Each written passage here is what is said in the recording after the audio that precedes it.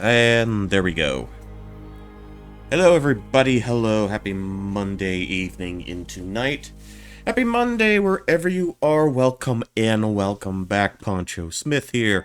And because I felt like it, and because I'm still in more of a reading mood and an absorbing mood than I really am a touch the buttons really fast mood, we're doing a little more Paranormasight, the 7 Mysteries of Honjo. Last stream, we gained access to the flowchart, I guess? I'm not sure what the actual term for it is, but we have access to a chart. You know, if you've ever played any narrative-heavy game kinda like this. If you played anything with like a multifaceted story. Okay. So we have this. We have our chart here. So, we can see the paths diverging. So I think it was expressed to us, it was indicated to us that... Let's see. We can go backwards. We can check up a little bit here. So...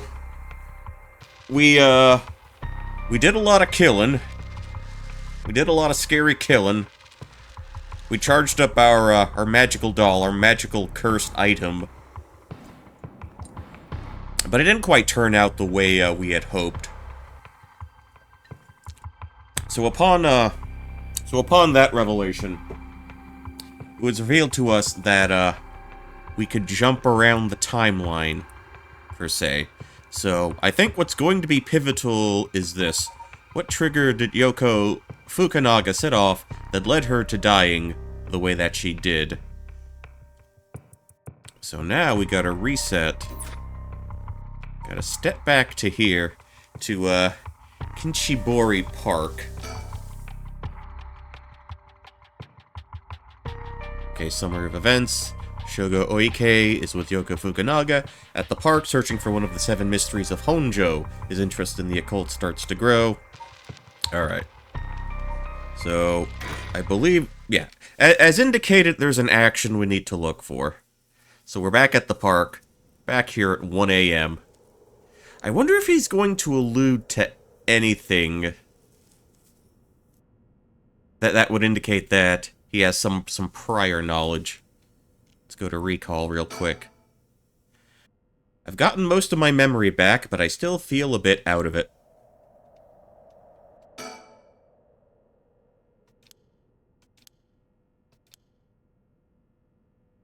Only people with spirit sense can see you. So we're recounting. We're going back over a lot of the same dialogue we did the first time around. So now what we need to do is try to figure out what we can do differently. I guess presumably to think of a way to proceed without Yoko getting killed.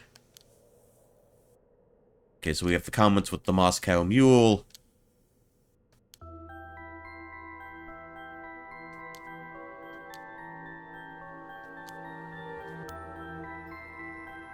We're going over some supernatural stuff.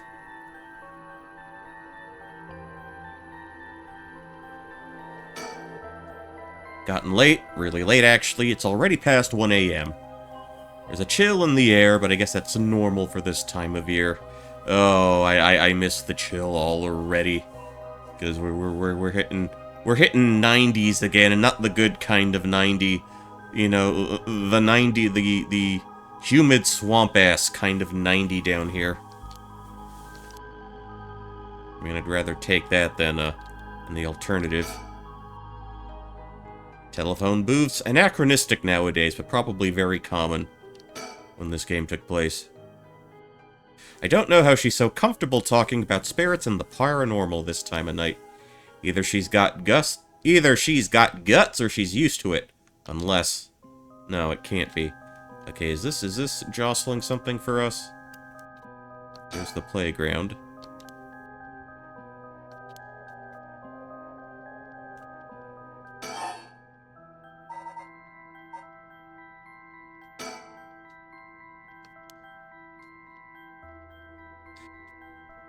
Okay, so we get labeled as the Martini Man again.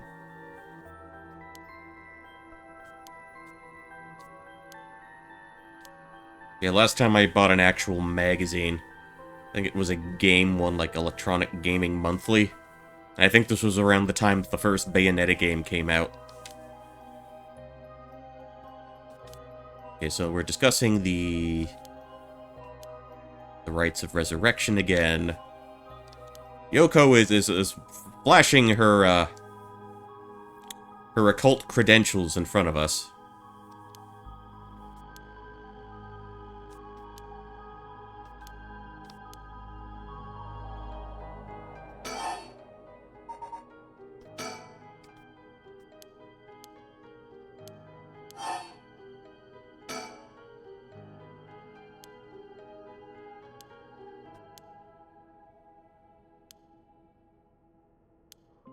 So I guess Whispering Canal is the one we're looking into at this point in time. We touched on that.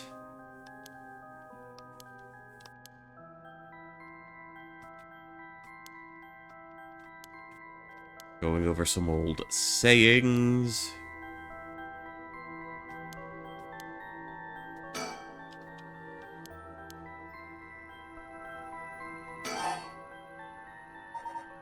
Oh, I guess we got to exhaust our options again.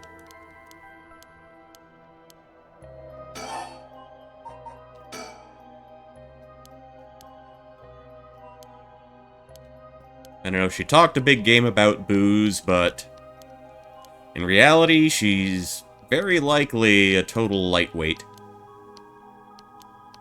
Really wouldn't surprise me if that were the case.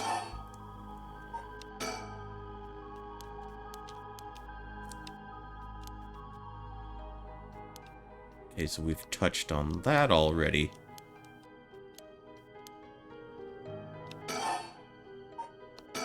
Go for Spirit Sense again.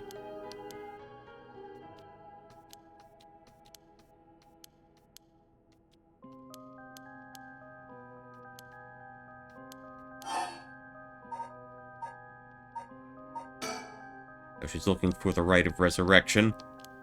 She's got a little doggy to resurrect.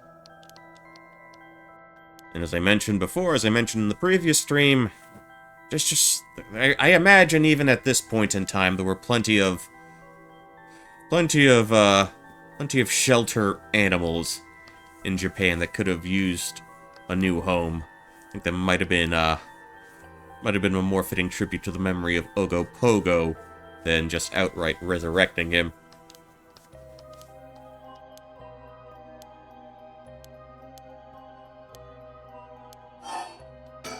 Let's go over 7 mysteries.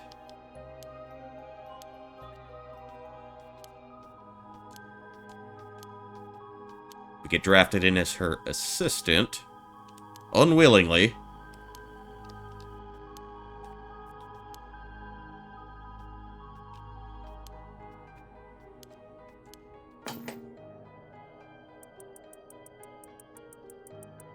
So we're going over this again. Incomplete chapters. Okay. So the official name for the chart is the story chart. Oh, I guess I am on base that we constantly have to consult the chart from this point going forward.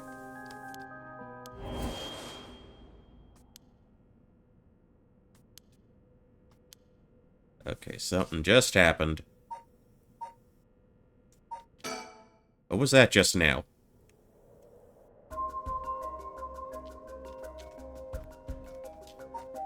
Okay.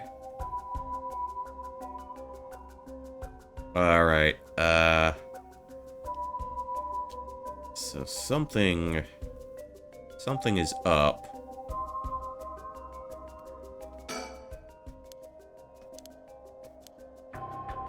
What can't be?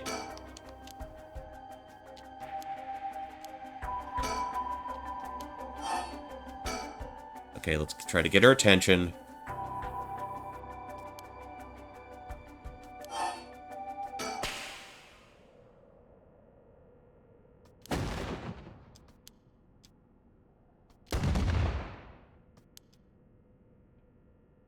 Did that help at all?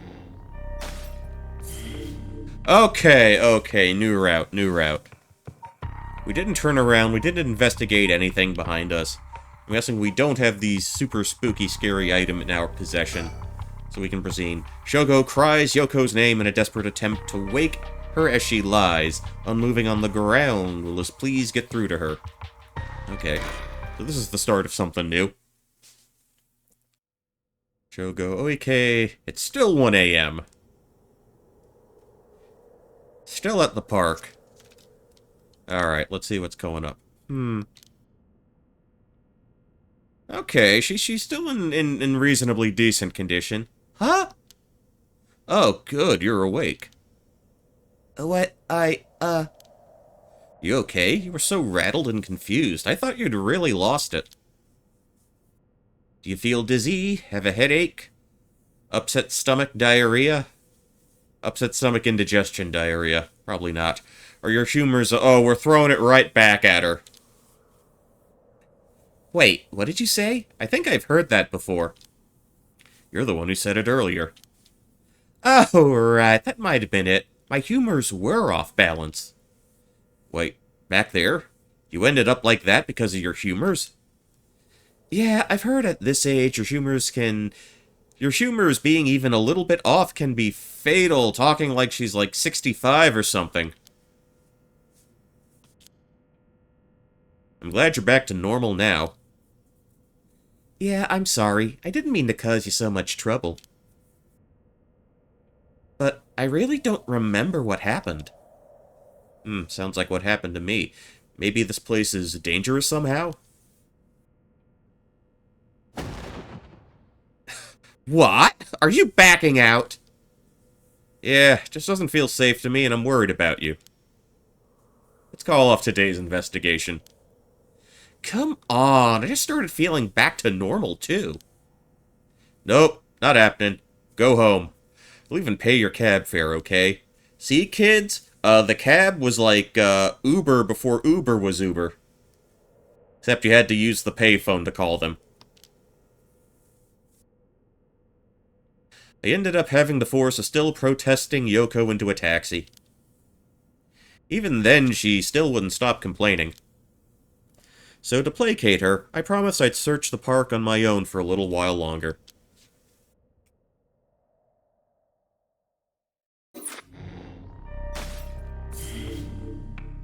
Alright, so we can hop all the way to... what looks like... Were we here until daytime? Because that doesn't look like night anymore. Summary of previous events. Worried about Yoko after her bizarre incident, Shogo decides to call off their investigation into the mysteries for the night. Despite her stubborn objections, he manages to persuade her by offering to continue the search... offering to continue the search on his own. Alright, let's hit it. Let's hit it now. Okay, 5 a.m. Wait, is it... Okay, so...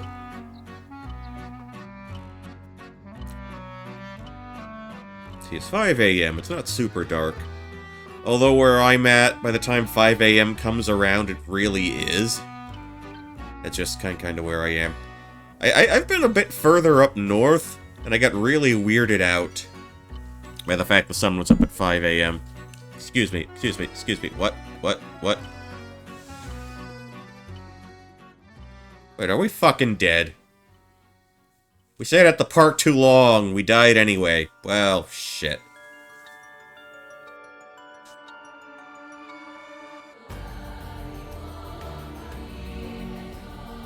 Huh.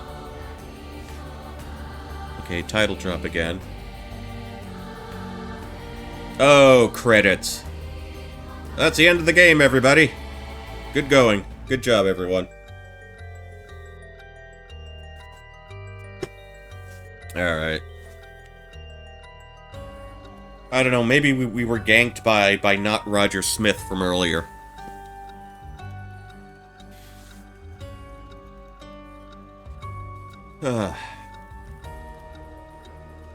Not even 20 minutes in and we got to the end. Outstanding.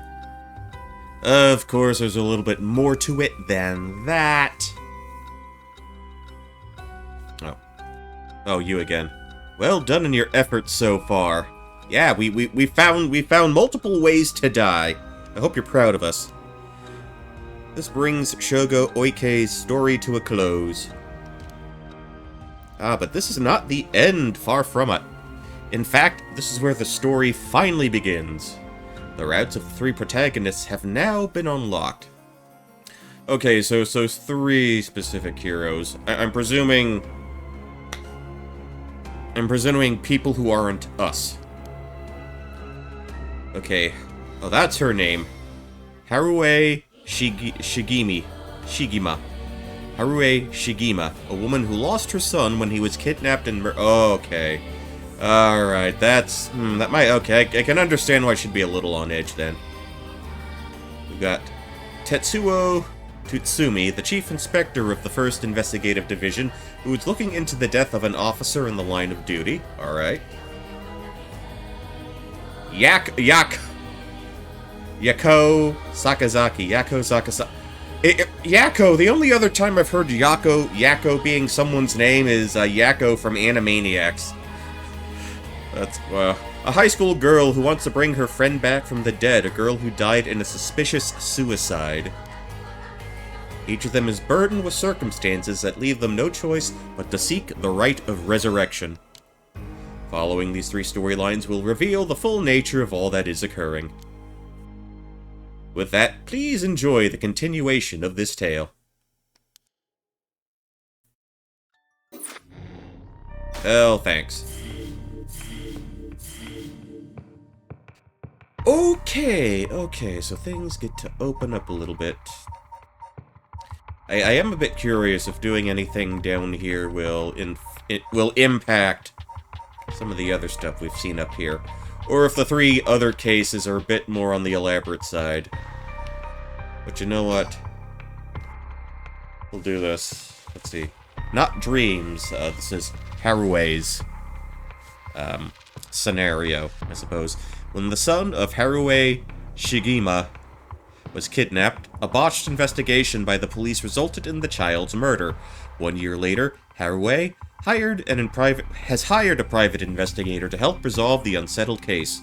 Okay, so that would explain why they met up at the park, or the place with the forest, the Birchwood Forest, the place with all the lovely trees. Late at night, while speaking to the detective at her home, something strange suddenly appears. Alright.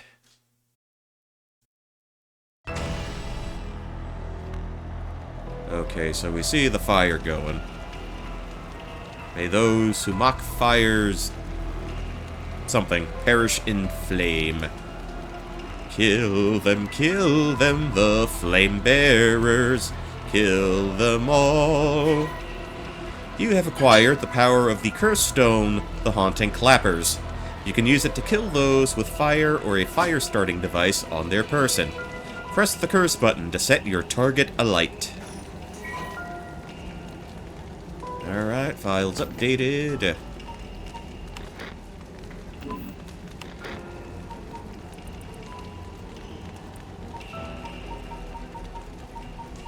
Hey, her name hasn't appeared in the file yet. Okay, an enduring superstition. Okay, as the evening bell rings in Iracho,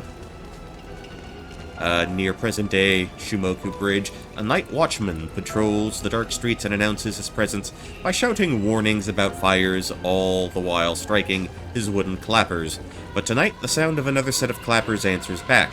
He curiously clapped his clappers together again, clack-clack.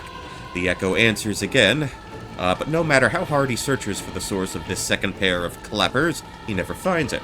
Some say it was the work of a mischievous tanuki or kitsune, while others say it was a warning from the spirit of someone who lost their life in a terrible fire. Okay, so we're going over the power here. Kills by burning one who is in possession of fire or a fire-starting device. Okay, so that... okay. Because that's how we got toasted the other time. We had the lighter on our person. A resentful memory. Red, red, red. Everything is dyed crimson. My home is burning to the ground. It's so hot. So hot. I must call for help, but I cannot speak. My throat must be burned up from the smoke. No. I think I'm already on fire. That's right. I'll just use the clappers. Clack, clack. Is anybody there? Clack, clack. Why is no one coming? I'm going to burn to death. How did it come to this? Alright. Her. Must be the work of that vixen who appeared suddenly and enchanted my lord. That witch. Those hauntingly cold eyes had my lord dancing in the palm of her hand. Perhaps I was also taken in by her. How many innocent people did I lure in under orders? This must be karma. The sound of a heavy bell. It feels like my head will split open. Alright, the evening bell. That must be why. That must be why nobody can hear the sound of my clappers. I've got to clap louder. Clack, clack. Okay. Alright, so we've got that out of the way. A murderous impulse seeps into my soul like a thick black tar. Who's talking? Now. Heal. Can you hear it, Curse-bearer? You who so strongly desires the right. Heal them.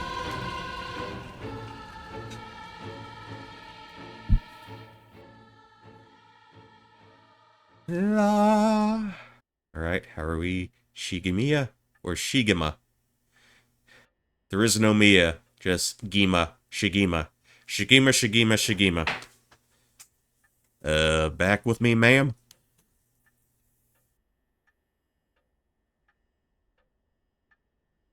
Can't say I understand what just happened. But it certainly seems to have put you in a good mood. This might be the first time I've ever seen you really smile. Sweet dreams?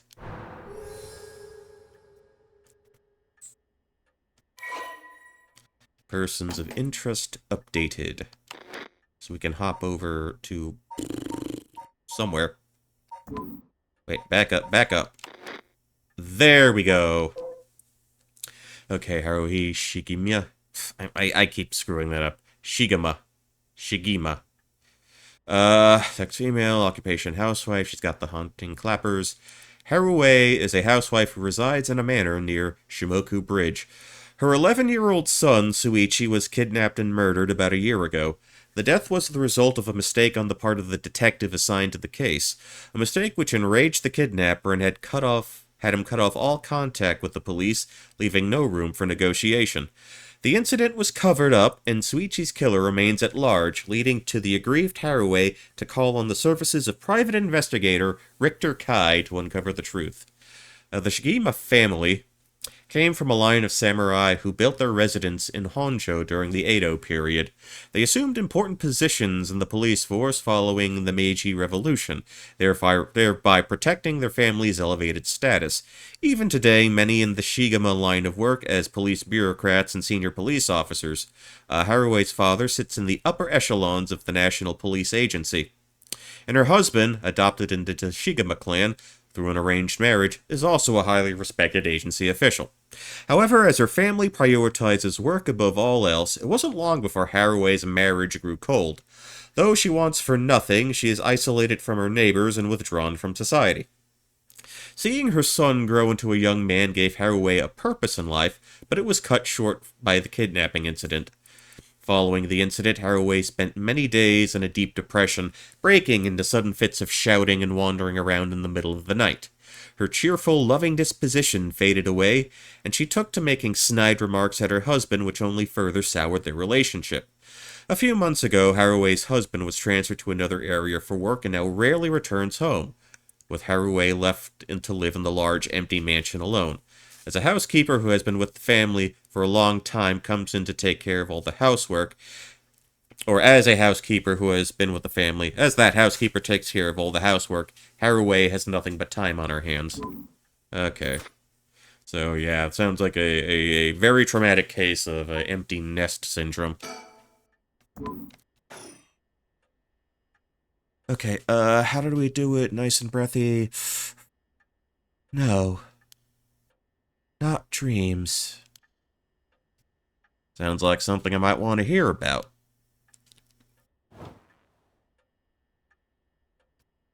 Alright, nice and plop down. Look-see. A fax machine, it can send images to other places along the telephone network. Most offices still have one of these. Although it's usually comes part and parcel with like a larger printer copier. I don't really know how it works. Most houses don't have one. I rarely find a use for it. I guess this is Haraway's perspective. An old hanging scroll. I don't know who painted it. It's been hanging here since before I was born. More and more of a pensive approach. An arrangement of flowers. We bring in someone to do it. I don't even know what the flowers are called. We've got the stereo. Could go to your big vinyl record here. Stereo unit with separated speakers designed for home use. My husband insisted on buying one, even though he isn't one to listen to music often. Huh? Well, I'll be damned. Is that what I think it is? Goodness, you made me jump. Just a silly little sticker my son got from somewhere or other. Or, oh, wait. It's just a silly little sticker my son got from somewhere or other. He put it up here just before... Well, you know what happened. I still can't bring myself to take it down. Let me take a closer look. I knew it. It's Head Hencho from way back in set number 1. This is a real collector's item. Excuse me? Don't tell me you've never heard of the Mockingbirds. The what? They're the hottest new craze, cute little birds dressed up like rough-and-tumble delinquents. I've never heard of them, but this certainly seems to matter to you. The best part is nobody knows who made them. They just started showing up around town, and soon enough they'd won everybody's hearts. Story goes that they're made by some anonymous artist who covertly leaves them behind in specific locations. No one knows when or where they'll show up next. When or where they'll show up next. They're basically an urban legend of sorts. To think one would turn up here of all places. This is a good sign, I'm sure of it. Oh, well, that's nice. I guess this is the collectible we have in the game. Okay, oh, we got a bunch of these to find. These popular bird mascot stickers seem to pop up everywhere. Nobody knows who the legendary artist is behind these quirky birds, but they quickly became popular for their surreal yet oddly cute designs. Be in the right place at the right time in Honjo, and you might just be able to find all 20 of them scattered around. Legend has it, collecting them all will bring good luck. Oh, okay. So, let's see. They all kind of give clues here as to where to find the various locations of these birds.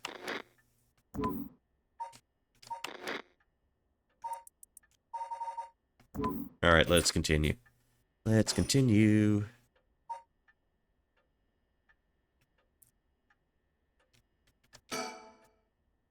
color television. Father brought one as soon as it hit the market. He likes to have the latest gadgets. Unlike the latest models, there is no remote control. We've had it for a long time. Back when it was new, we all gathered around it and marveled at it as a family. But with Father and my husband being away so often, it quickly fell into disuse. Okay. And we can look at the rotary phone. A telephone. This mansion has a private line. Let me bring you up to speed. We were in the middle of a chat when you suddenly started spacing out. And the whole time you were grinning to yourself like you just won the lottery. Care to tell me what that was all about? Well, where to start?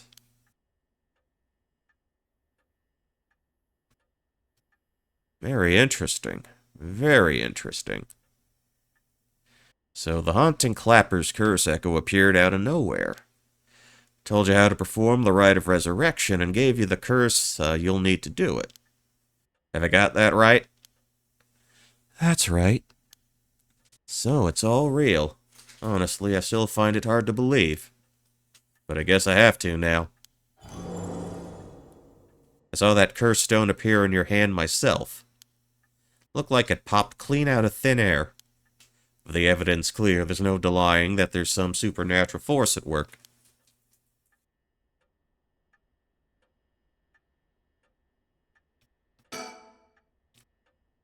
A private investigator I hired. A friend told me about him. They said he's not very well known, but he's good at what he does. When I first visited his office in Oda City and saw how he dressed, I could hardly believe he was a detective. I'm gonna need a lot of water for this. Hold on. Hold on. Hey, let me refill my sippy cup real quick.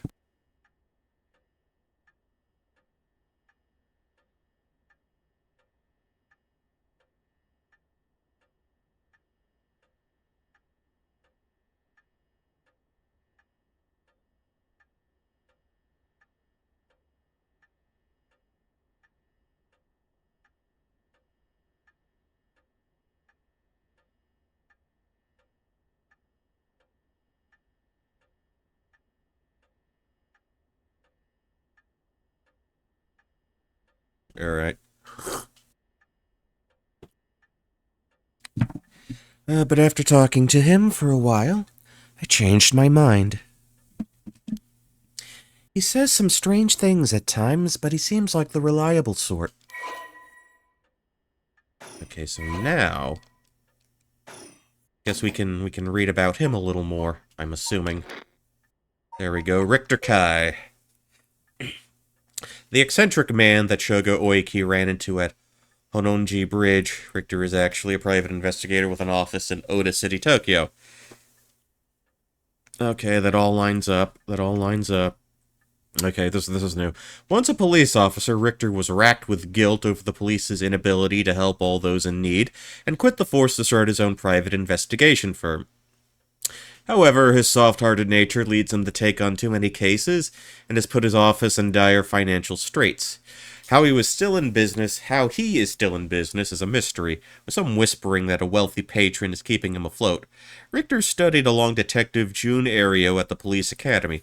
Somewhat surprisingly, given his outlandish clothing and mannerisms, Richter excels at covert investigations and tailing his targets. He proudly refers to himself as an investigator extraordinaire, though that only ever succeeds at impressing himself. Richter's biggest source of happiness is nuzzling his pet female albino parakeet, Ernestine, which he keeps in his office. He also enjoys collecting mockingbird stickers, a popular line of merchandise featuring birds inexplicably dressed like delinquents, and can be frequently sighted searching around town for them. While out and about, Richter typically leaves the office, and more importantly Ernestine, in the care of Amamori, a junior high schooler who volunteered to assist Richter after being involved in a previous case. Okay. Alright, gotta teach the kids how to work, I suppose. I don't think you quite understand. Oh? This isn't about evidence, and it isn't about belief. It's more than that. I know it's real. The moment the curse appeared, I knew everything before it even said... I knew everything before it even said a word. It was already there in my head, clear as day. You just knew, huh? It was etched into my soul, along with the curse echo's resentful memories. So I can feel it, what it was like. Oh, what it was like, okay. Dying like they did, hundreds of years ago. Wreathed in flame, writhing in pain, as my flesh blackens and my blood boils. I can feel it. All the agony, all the rage. It fills me with bloodlust. I think I need to kill someone. Anyone will do, just as long as they're carrying fire. I see. Well, that could be a problem. You think so? From what I know of you. I was sure you'd see it as an opportunity. The stronger the desire to resurrect someone, the stronger the urge to kill. That's how it seems to me, anyway. Good grief, talk about a spanner in the works. I say we take stock for a moment, remind ourselves where we've come from and where we're going. That might be a good idea. Okay, I guess that's our cue to hit the think button. My heart's still racing. This is it. My chance. At long last.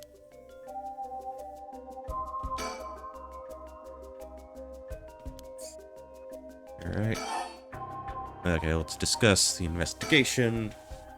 That's what you hired me for, ma'am, to look into your son's kidnapping last year. To uncover the truth behind the abduction and murder of Suichi Shigema. Ah, yes, I remember.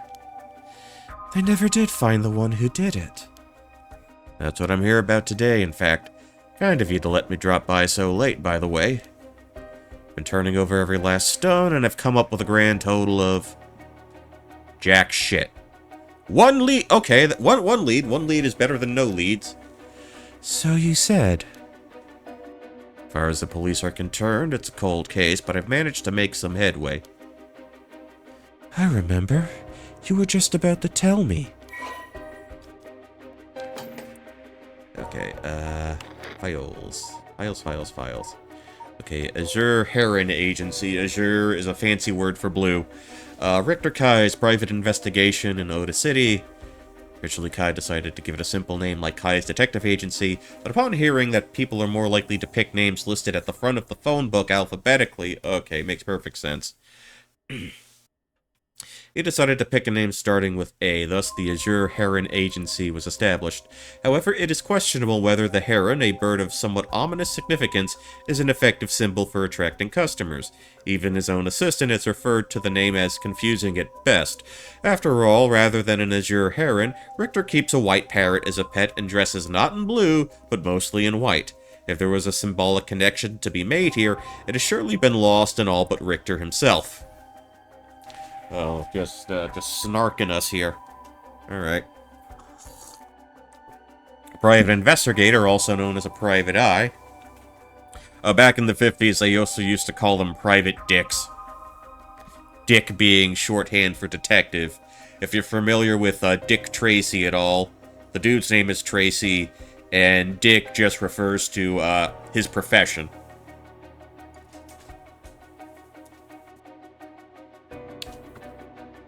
Actually, that might be an idea for a movie stream. The 1990 film Dick Tracy, the one with Warren Beatty. Warren Beatty still owns the rights to the film, or owns the rights to the hold on. What's this? What's this? Oh, come on. Hold on. Wait a second. Hello? Hello? Yoo-hoo. Yoo-hoo.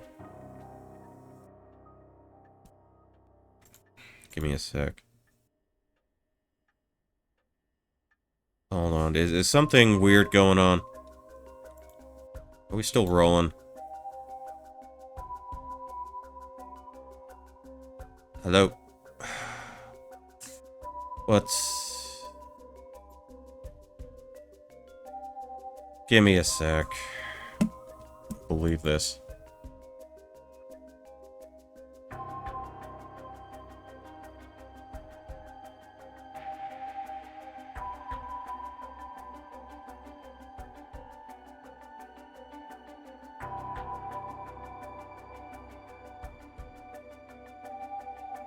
Okay, so I'm working on my end. OBS is still going. Let's reset. Okay, so I can see what I typed. No, it looks like I got disconnected for a second there. Okay, okay. I guess we're live again. Alright, alright. So here's what we'll do. Let me just put you back up on the big screen again. I don't think I lost anything because I was still recording locally. Alright, yeah. Yeah, just some little weird shit. Okay, something Warren Beatty. Anyway, a private investigator known as a private eye detective who operates their own agency, although there are no formal qualifications necessary to become a private investigator. Many are retired police agents or detectives, due to the similarities between the work involved. At a glance, private investigation firms and inquiry offices might look similar, but they carry out different types of investigations. Inquiry offices specialize in conducting credit checks on businesses, while private investigators are generally involved in tailing persons of interest and gaining information surreptitiously. See, I can't say Shigema, but I can say surreptitiously without much issue. Okay. Wait, what happened with persons of interest? Suichi. Oh, ain't that an adorable kid? Too bad he's dead. The only son of Harue Shigema. He was kidnapped and murdered 1 year ago. His body was discovered floating in the Samita River. Suichi was a conscientious, brave young boy who was determined to protect his mother, Harue, amid his father's frequent absences. He dreamed of becoming a police officer and displayed diligence and an impressive sense of responsibility from a young age, likely due to being raised in an extremely strict environment. Born in the early 70s, he spent his days immersed in various activities and studies, including playing piano, learning the abacus, taking English lessons, and training in kendo.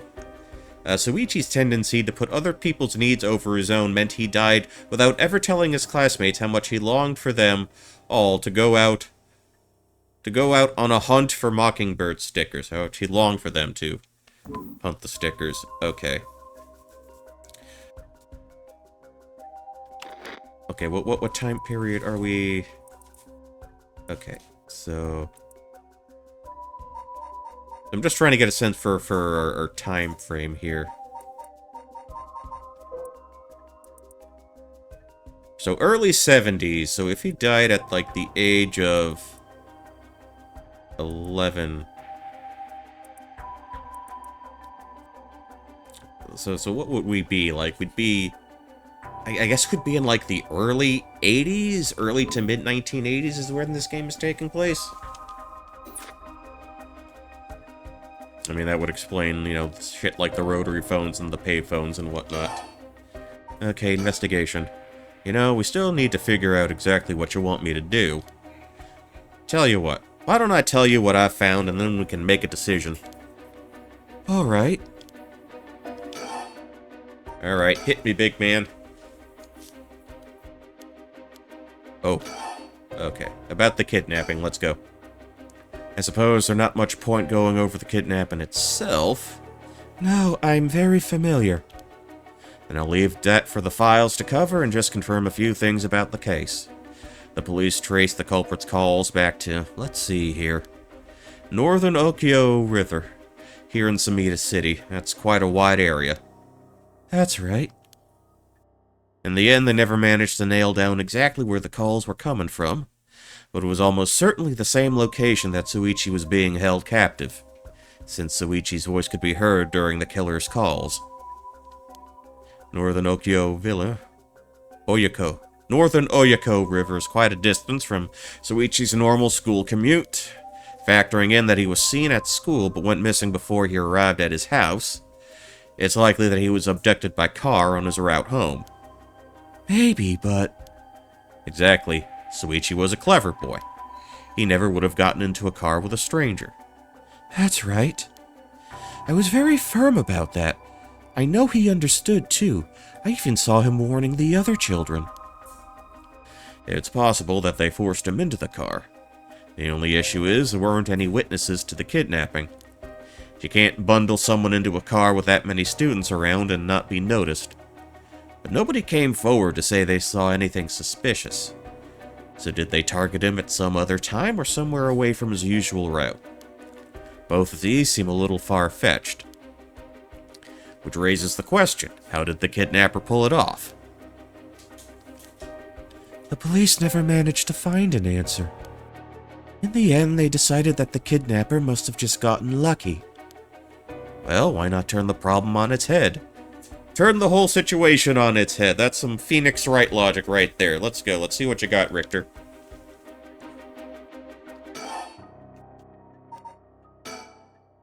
The kidnapper managed to convince Soichi to get into their car, but how? The only thing that makes sense to me is if they were somebody that he would have a reason to trust. A teacher, perhaps, or a relative, or somebody else that he knew. But all the adults Soichi knew had alibis. The police checked them all thoroughly. They did, huh? No one throws numbers at a problem like the cops. But what if it wasn't someone he knew, or rather, what if the culprit disguised themselves as a police officer? That would explain why he didn't find them suspicious. The Shigema family has close ties with the police. After all, he would have had a reason to trust them. You might be right. But surely that couldn't have. Well, there's a problem with the theory. You'd be surprised how much police officers stand out. That's sort of the point, after all. They're meant to be a visible deterrent against crime.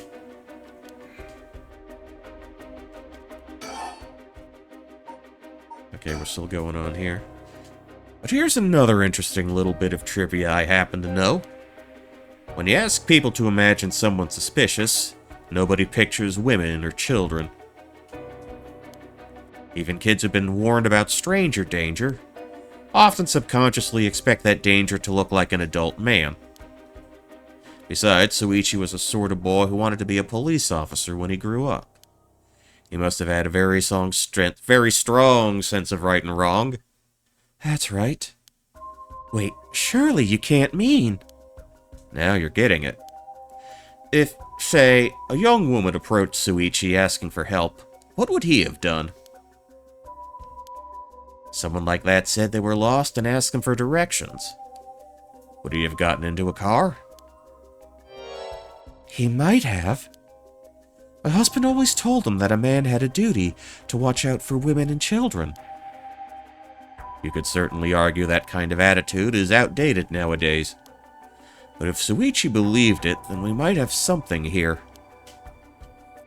Then you think the culprit was a young woman? But it was a man's voice on the phone. She might have been an accomplice. Or maybe she didn't even realize she was being used. If anything, that would explain why she hasn't come forward. She herself might not realize that she had anything to do with the case.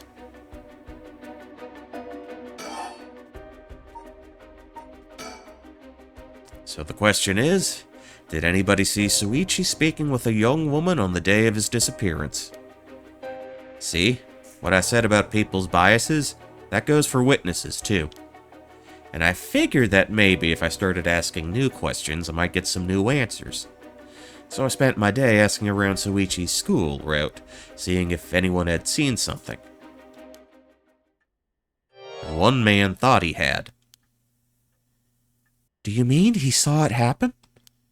Well, I can't say that for sure yet. Turned out he wanted something from me, so he asked if we could talk in private.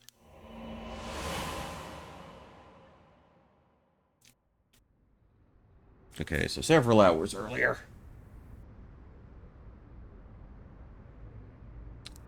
Alright, this should do. There's no one around. We can speak in confidence. Excuse me, what was your name again? Janochi. Got it. Well, Janochi, I'm all ears. Just so we're on the same page. You're a private detective investigating Soichi Shigema's kidnapping.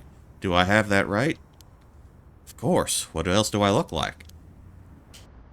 How should I know what a private detective looks like? Oh, forget it. Look, I'll tell you straight. My life is in danger. I need your help. You'll excuse me if that caught me a little off guard. Let me ask you straight. Who is trying to kill you? A student called Michio Shirai. Okay, how do I want to say this? Michio Shiraishi. Or Shiraishi? Interesting. A schoolgirl, huh? Sounds like you've been naughty. It's nothing like that. That girl, she's a murderer. I'm the only one who knows, but I saw what she did. Michio Shiraishi. I saw her kidnap Suichi Shigema. Come again? I saw her talk to him on the street and lead him away. I didn't think much of it at the time, but then he went missing. She murdered him. I'm sure of it. Or at least she's got something to do with it. That's what you're here for, isn't it? Then you can't let her get to me. That's true, you've been sitting on some valuable information. Why didn't you tell anyone? Well, you see, if you can't explain that, I don't have any reason to believe you. I couldn't. She told me she'd kill me if I spoke a word. You're telling me a schoolgirl had you scared for your life. So you've been sitting on that this whole time, and you think she's coming for you now that you've spilled the beans? Yes, that's it, exactly. I'm begging you, don't let her get to me. Arrest her. I'm telling you, she's a demon. Well, you seem to believe what you're saying. But it just doesn't add up. How could a schoolgirl have a fully grown man so terrified? You don't know what she can do. She'll curse me. Curse you? I'm sorry, but you're losing me here. It's true, her house, it's... forget it. Why do I even bother? You seem dubious enough to believe me, but I should have known you'd never understand. Enough. I'll find someone else to help me. Hey! And then 3 days later... Let me check something real quick. Okay. Okay, OBS is still behaving. Good. And that's about the long and short of it. I can hardly believe it. At the time, I thought his mention of curses was just crazy talk. But I'm starting to see there might have been some more to it.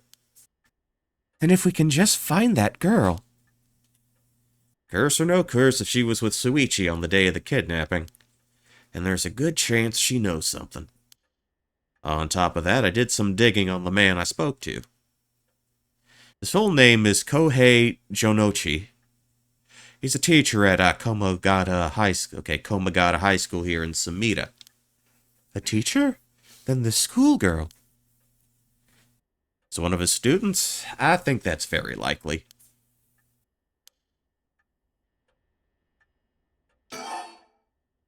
Alright, we still grill him. At last we've got a lead. Hopefully it'll be the breakthrough we're looking for.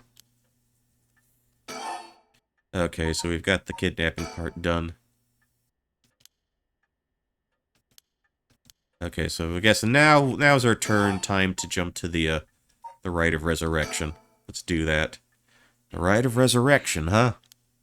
I read about that in an occult magazine the other day. Apparently some old books showed up recently with all the gory details. And they say that the rite can be found somewhere in Honjo. I remember the first time you told me about that. It felt like my prayers had been heard. Like I had hope, real hope for the first time. Ever since that awful day, I've wondered. What if I hadn't sent him to school? What if I just paid the ransom? Not a day goes by when I don't think of, if I'd have done something differently, Suichi would still be alive. You can't blame yourself, ma'am. It was the culprit's fault, not yours. Though I know it won't help any. Grief is funny like that. I'm guessing that's why you're after the rite? Guess I didn't need to ask. It's written all over your face. I can tell how much he meant to you. But, and this is a big but, if the right is the real deal, using it will mean killing someone and stealing their soul. Is that a problem? If it comes to that, I'm afraid I'll have to stop you. Oh, that's a shame. A shame, huh? That's all? I thought, if I'm going to be competing with other curse bearers, then your detective skills might come in useful. Well, that is said come in handy, but you do realize you're talking about ending someone's life, right? You don't see an issue with that? I think any parent in my position would happily kill for a chance like this. Is that so? Is it? Ah, dear, oh dear.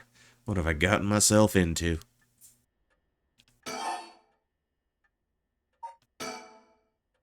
If it makes you... Okay. If it makes you uncomfortable, then you won't have to get any blood on your hands yourself. I don't need you to kill the other curse bearers. I only need you to find them.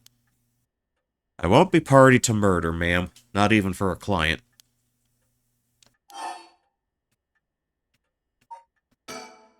I see.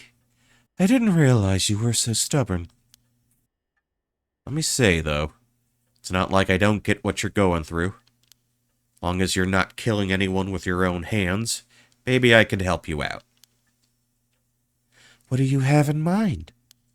Well, how about stealing someone else's curse stone after they filled it with soul dregs? If that was all you were after, then I could lend you my services guilt-free. If the other curse bearers want to kill each other, that's their business. I'm not trying to be a hero here. I guess there's no guarantee a stolen curse stone will work, but we can worry about that later. Well then, I suppose we have a deal. Although, what if I stole a curse stone using my curse? Would you disapprove? That would void our contract, ma'am. Just warning you now. My.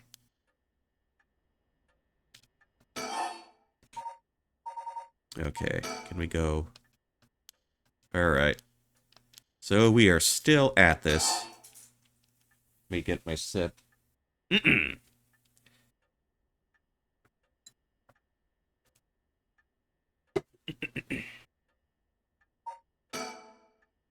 Before we go any further, why don't you tell me about that curse of yours?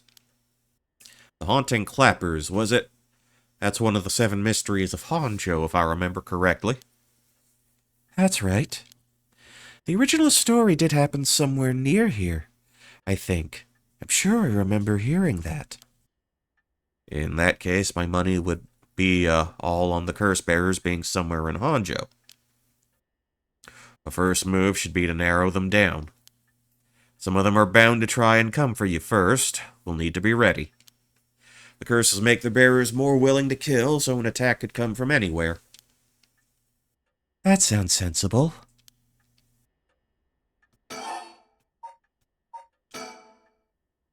And if I remember correctly, your haunted clappers can set people on fire, but only if they have a naked flame or a lighter on their person. Is that right? That's right. In olden times, wooden clappers were used to warn people of fire. I'm guessing it punishes those who don't heed the warning. Seems like a good curse to have. It's simple and straightforward enough to use. Although it's hard to say how it stacks up without knowing what else is on the table. You really think it's that good? The target can't do much to throw it off, and it has a nice long activation window. It's big that it works on lighters, too. Just slip one into your target's pocket. And say that condition were already fulfilled before they even know you were there. They wouldn't even know what hit them. Maybe I won't actually have to use it. I could just tell someone I could, and they'd have to do what I said. Threats could work, although without any proof, it'll come down to how convincing you can be. If you could only use the curse, then back out at the last second. At the last second? What an interesting idea. I have a lighter right here. We could try it now. That's an interesting proposition. But maybe not. I'm not quite crazy enough to make myself a guinea pig. Oh, I see. You're an odd one, ma'am, if you don't mind me saying, and I don't think it's just the curse. You flatterer. Okay, we still gotta bang on about the curse a little more. As for what we do next, first of all, I think you should stay indoors. Try not to do anything spontaneous or outside your normal routine. Alright. Wait.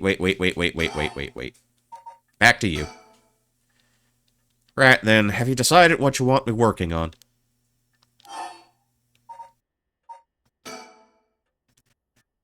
Finally, I have a lead. I need to know what happened to my son. Your wish is my command, ma'am. I'll focus all my efforts into looking into the kidnapping. Although, something just occurred to me.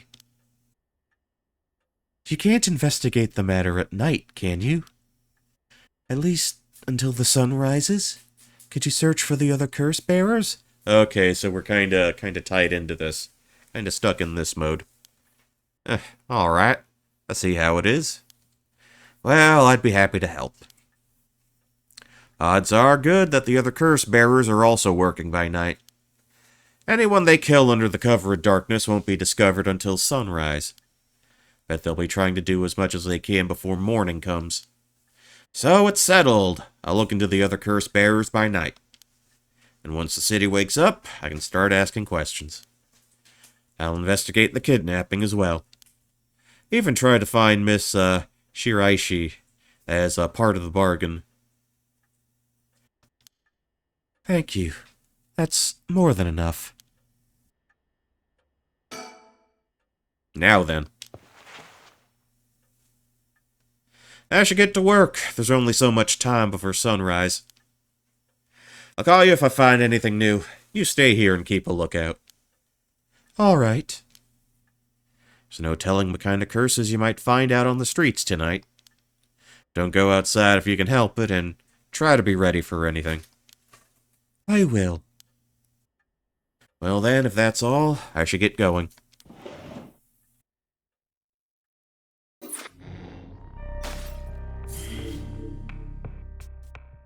Okay, so now we get to move on to Nice Thought. Okay, despite having obtained the curse of the Haunting Clappers, Harue Shigema is determined to use the rite of resurrection by stealing the remaining curse stones.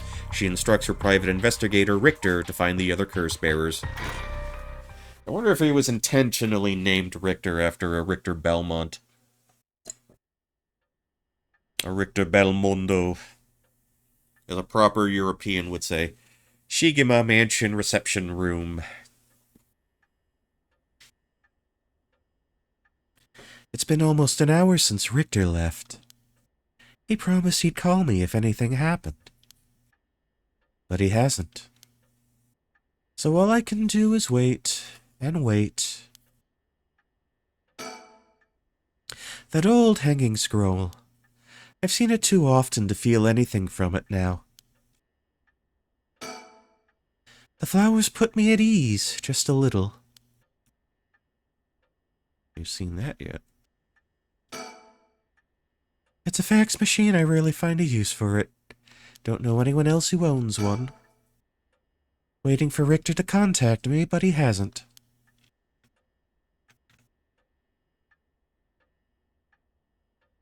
Okay, so now she can't interact with the sticker. Richter already did. Should I put a record on? No, it's too late for that.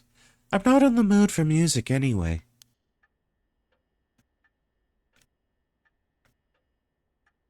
There's the television. There's nothing on at this hour. I see no point in turning it on. Newspaper. What's this? A newspaper? It must have fallen off the chair. It's a newspaper.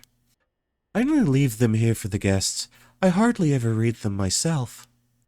I don't think I've taken the time to go over one in years, in fact. Well, it's not like I have anything better to do. Looks like the city's biggest problem right now is pollution. I remember how the air and water used to be even more polluted. The river was covered in scum from all the sewage and industrial waste, and it stank so badly it'd make my eyes water. Eventually, people started getting sick, and it couldn't be ignored anymore. Fortunately, it's gotten better since then.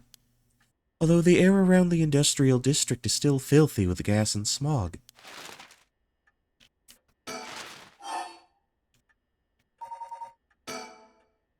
If there's one thing Honjo never wants for, it's horrific crimes. I found a police officer dead in a local park just the other day. A lot of my family are in the police. I hope it wasn't anybody I knew. I don't read the news anymore. Not since last year. It brings back bad memories. Okay, we're still looking at the society articles. Suicide at local high school? Oh, I remember that. A high school girl jumped off the roof about a week ago. Let's see. Hello! Hello, Kie Trina. How you doing? Happy Monday to you. Happy Monday. We are in the middle of some reading. Some visual mystery-ish, and some astoundingly dodgy voice work. Glad you could make it in. I hope your stream went well. I hope things went well on your side of things. Yes, that is yeah, crash is the operative word for that one. Kind of goes with my general standoffishness. But welcome in. I am Pancho Smith. Yeah. I just okay. Asahi Brutus, hello. I hope I got that right. Yeah. So, yeah, we're doing more Paranormasight. It is this sort of unusual, adventure game, mystery, visual novel. Yep. We streamed this back on Friday, and I had some time to kill today, Monday, so we're doing more of this. It was either between this or Klonoa 2, but it felt more like, I was kind of more in the reading mood. So, we are jumping between some of the chapters here, or we're jumping between pro-tags right about now. Right now, we are reading from the perspective of this lady, Harue Shigima. She is working with a private detective, a private eye, private investigator, in regards to the mystery of who murdered her 11-year-old son some time ago. But we're reading the newspaper now. She's a bit of a shut-in. And thank you for the follow, Asahi Brutus. Much appreciated. Much appreciated. Hope we can make things worth your while here. So, I decided we're going with sort of a breathy voice for this lady. Let me get back. Let me take a sip. And then we'll just, try this again. She was bullied, I think. Or maybe it was something about exam pressure? What? But... no, this can't be right. Her name... Michio Shiraishi from Komagata High School? So, that's interesting, because... Oh, can I pull up any files yet? Okay. So, that's interesting. Because when we were speaking to the private detective earlier, after he had interviewed another individual, that name came up. That very name of that high school student came up. So this was, the organ sting was from the game? Well, there was an organ sting. Where else did you hear that? Yeah, good. If they're using... If that sting is showing up in a few other places now, I guess I could see that. Yeah, but Michio was apparently Michio was who the detective considered a person of interest in the disappearance and the subsequent murder of Harue's son. But now we found out that she's apparently she apparently took a long walk off a short pier or short roof in this instance. It can't be. Michio Shiraishi, the same girl who witnessed my son's kidnapping, committed suicide last week? But that means Mr. Janucci was terrified of someone who already died? Is that what he meant by a curse? I can't work this out on my own. Maybe Richter will know. Why won't he call? I haven't left it off the hook, have I? Okay, who wants to read about the economy in, like, early 80s Japan? All sorts of articles about the current state of the economy. Now that the post-war boom has passed its peak, we're morphing into an era of large corporations. It's about 220, 230 yen to the dollar, manufacturing is on the rise, and exports are healthy. The dollar's down from its height, and people are saying it could fall further. There's no denying how much the standard of living has improved in the past years. It's common to own a car and television now, and supermarkets are better stocked than ever. Okay. I guess this is some flavor text to give you an idea of, like, sort of the time frame we're in. Although, with everyone flocking to the city, land prices are skyrocketing. Nowadays, most people can only dream of home ownership. Not much has changed in 40 years, it seems. The city center's going to be nothing but apartments before long. I'm not exactly a businesswoman, so this feels like another world to me. Okay, let's look at the culture articles. I wonder if they have any cultural articles about Culture Club. They were big at the time, right? Now that everyone has more spending money to go around, people are coming up with all kinds of new diversions. It seems like only yesterday that people were flocking to the arcades to shoot aliens. But now we have these enormous theme parks and gaming machines that plug straight into our televisions. She's talking about the Famicom. Everyone talking about superhero series, foreign films, and movies based on the latest bestseller. Back in my day, fusion rock and folk music was all the rage. Shit, who was a big fusion band in the 70s? Shit, come up with a name. Damn it. I can't think of one. Whoever played with Miles Davis, John McLaughlin, we'll go with him. But now it's all about city pop and idols. Ew, idols, they smell. I find it hard to care about that sort of thing anymore. Alright. I hear the big new thing is some mascot of line of delinquent birds. Mockingbirds, I think it's called.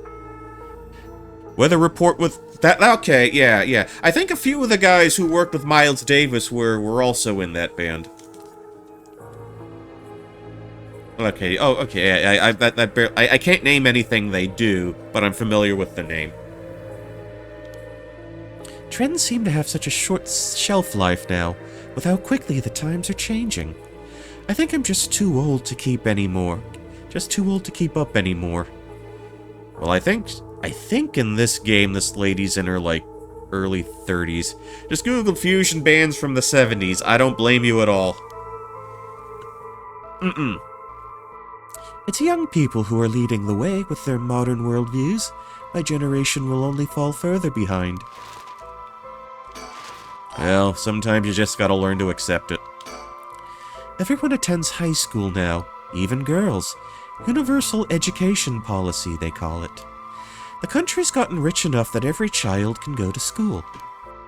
Yeah, this was basically just about 40 years after the war ended. I think there were comments in 13 Sentinels that made reference to You know, how much progress, you know, Japan in the 1980s made in just 4 decades. Education is the backbone of modern society. If you want to work for a good company, you have to get into a good university. With more people in the running than ever, the competition to get into those universities has gotten fierce, though. The new generation is rebelling. Schoolyard violence and delinquency are on the rise. Japanese economic miracle. But my boy was too sensible to get mixed up in any of that. I don't want to read anymore. It'll only remind me of him. And we immediately read again. Well, maybe not the education. Look at the television articles. I wonder if they had TV guides in the newspaper. I know for the longest time, TV Guide was the best-selling magazine in the United States. I don't really watch much television. It feels as if all the information in the world gets passed through that little black box. But Father stopped them from reporting on the kidnapping back when it happened. I was glad about that. Less fuss. So her family is deeply involved with today's with the police department. A lot of the family going back ages was involved with, like, you know, law enforcement on some level. Now that the comedy boom is over, all the comedians are flocking over to other genres. The occult seems really popular at the moment. Look at all these paranormal specials. Paranormal specials. Hey, you know, that kind of ties into the title of this game, Paranormasight. Or, I don't know, maybe you could say it's about a parasite named Norma.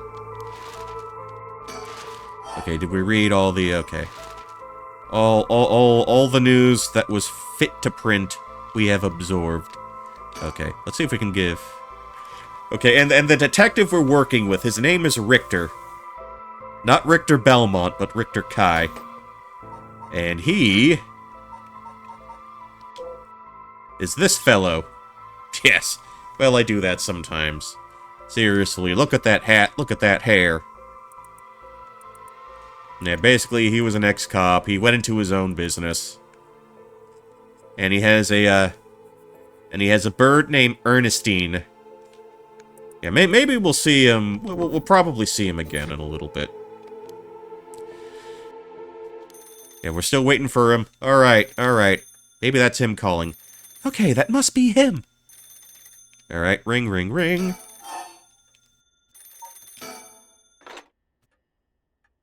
There she is. Hello, Shigamiya residence? Why am I saying Mia? It's Shigama residence.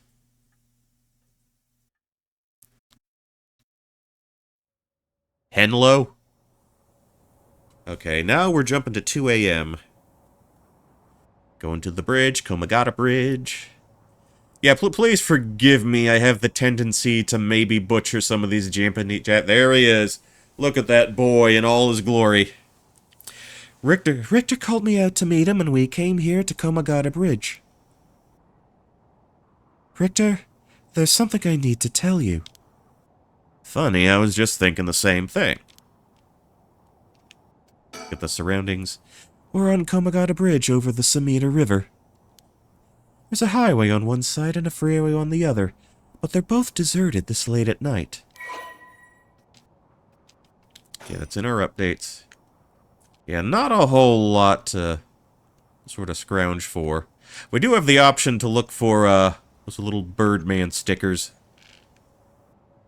Surroundings, the river. The Samita River. The water is filthy and horrid, but at night, when it's still, it looks almost peaceful. Can I ask you something, ma'am? Is the Samita River what you Honjo folks picture when you think of home? I couldn't say. All I can tell you is that I can hardly stand the sight of it, because that's where they found her son's body. Right. Should have guessed. This is where they found him after he went missing. All alone, floating in the horrible water. All I can think of is how scared he must have been. How cold he must have been. What did he ever do to deserve something so awful? I've come here every day since then. And I prayed to the river to give him back. To give back my son. Oh, I am. If I made a Mel Gibson screaming "Give me back my son" comment, I don't think that would go over too well right now. So, I forget the name of the movie where he did that, but it was a '90s flick. Anyway, fuck Mel Gibson. Let's continue. Day after day after day. I wouldn't get it, and I think, yeah.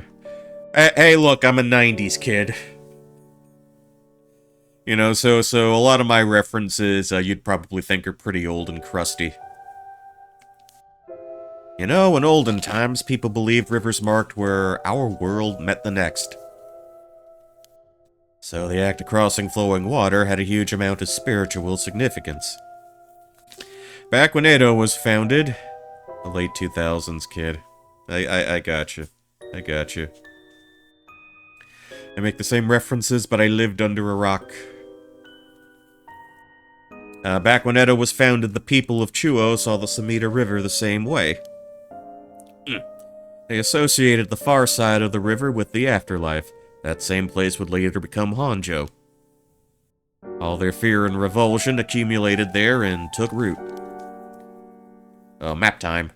But then the Ryogoku Bridge sprang up after the Great Fire of Mireki, and just like that, Honjo was part of the city too. And as it turned from farmland into a town, the people surrounded it with man-made rivers and crisscrossed it with canals and waterways. Really, crisscross is one word, no hyphen between the criss and the cross. Jump, jump, crisscross will make you jump, jump. Another really old reference, I'm sorry. Weren't those to prevent flooding? That's what I was told. They were, but that's not all they were there for. Their other purpose was to contain all the corruption that had built up on the far shore. Stop it all from leaking through to our side of the Great Divide. Officially, they were a physical barrier, but unofficially, they were a spiritual one, too. So, if I have this right, are you saying that Honjo is a place where the real world meets the afterlife? Exactly. That's why the rite of resurrection is here, rather than anywhere else. I'm sure of it. Yeah, so we got supernatural stuff, curses, and a way to resurrect people. It's probably why the 7 mysteries and their curses have survived to the modern day. And I guess this would make this spot we're standing right now, right over the water, the border between life and death. If there ever was a place where bringing back the dead might be possible, I reckon it's here. It's funny you mention praying to the river. That might have done more than you think. Is that supposed to make me feel better? Just thinking aloud, ma'am. Well, it's a nice thought.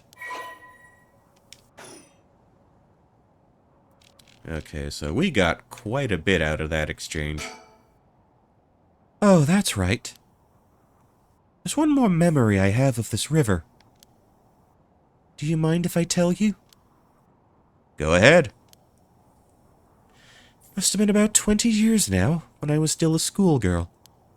Back then, the Sumida River was much filthier than it is now. It was full of garbage and industrial discharge. It was scummy and slimy, and it stank.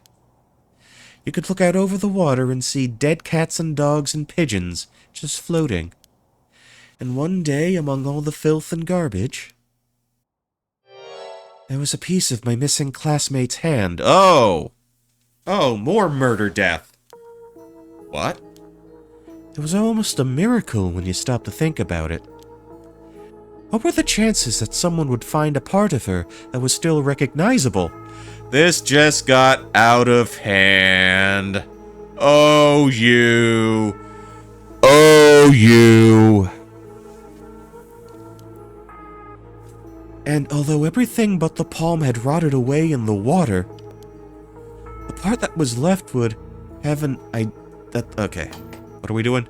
What were the chances someone would find a part of it that was still recognizable, and although everything but the palm had rotted away in the water, the part that was left would have an identifiable scar? And that they could tell that it had been a murder from the blade marks on the bone? Wait. Are you talking about the Nejima murders? So you have heard of it. I'm impressed.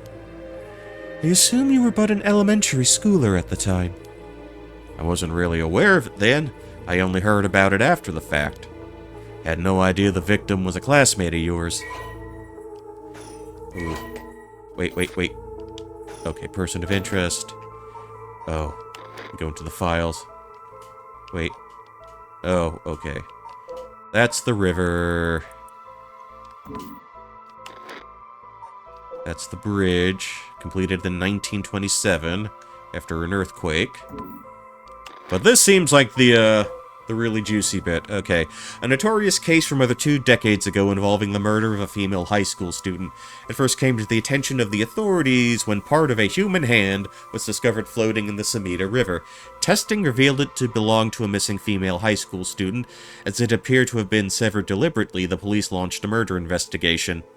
A large-scale search of the river was organized, but the highly polluted state of the water made this impossible.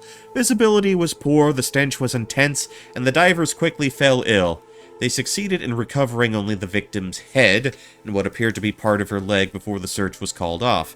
At the time of the incident, the Sumida River was polluted as it had ever been. Neither fish nor shellfish could survive in it, eventually causing the annual fireworks festival to be called off indefinitely.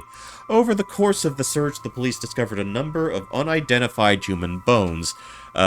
This caused a stir among the public as several other young women had gone missing in recent years in the Tokyo area, and it was feared that they may have fallen victim to the same fate. Forensic technologies at the time, however, were not advanced enough to determine the identities of the deceased, and so the police were unable to open any inquiries. Due to the overwhelming lack of circumstantial evidence, the investigation ground to a halt until a hitherto unrelated individual came to its attention. During a questioning about a separate incident, Fumichika Nejima, a 36-year-old shop owner with no relation to the victim, divulged details about her that had never been released to the general public. An investigation into his background was conducted, leading to his arrest. Nejima testified that he had snatched his victim from the street and confined her in the underground storeroom of his shop, which also served as his living quarters. Yeah, this is, we're getting heavy now. Nejima testified, in the shop of his living quarters, he chose her for no special reason, but simply decided that she was an opportune target on seeing her walking alone at night. After keeping her locked up for several days, he restrained her, sewed her mouth shut, and severed her fingers and toes with a box cutter while she was still conscious. As she screamed silently behind her sealed lips, he proceeded to... We're missing a word here. We're missing a word here. But I think we know. I'm just gonna say it. He proceeded to slash her wrists, her ankles, her elbows, her knees, working his way inward slowly and methodically. His victim constantly wavered in and out of consciousness. Her ordeal continued until she died of blood loss. Nejima dismembered the rest of her body and disposed of it behind his home in the Sumida River, before cleaning his storeroom and returning to his everyday routine as if nothing had happened. The brutality of his actions shocked the nation when they were eventually reported. Once apprehended, Nejima readily divulged his details of the murder, but was less than willing to explain his motive. When asked, he would only break down in tears, saying, "I don't know what came over me. I know it was wrong." In the end, the police could extract nothing more from him than the expressions of remorse. Although the efficiency of his method strongly suggested that he had committed similar crimes in the past, no corroborating evidence ever came to life. Nejima was sentenced to life in prison at his first hearing. The sentence was imposed with no appeal from the defendant. Well then. Okay, back to Harui. To be honest, it was all a bit of a blur. A wave of chaos just parting around me. Something like that. He said the rest of her body must have sunk to the bottom of the river. They combed the riverbed, but they only ever found pieces. Everything else must have rotted and flowed out to sea. Afterwards, I heard that all the divers who had been looking for her fell ill. Sorry story for everyone involved, huh? It's funny. Everyone figures the river's filthy already, so one more piece of garbage won't hurt. But every little bit makes it worse. It's a vicious cycle. I know I wouldn't want to go rooting around there myself. That's right, which is why the riverbed is the last place anybody would go looking.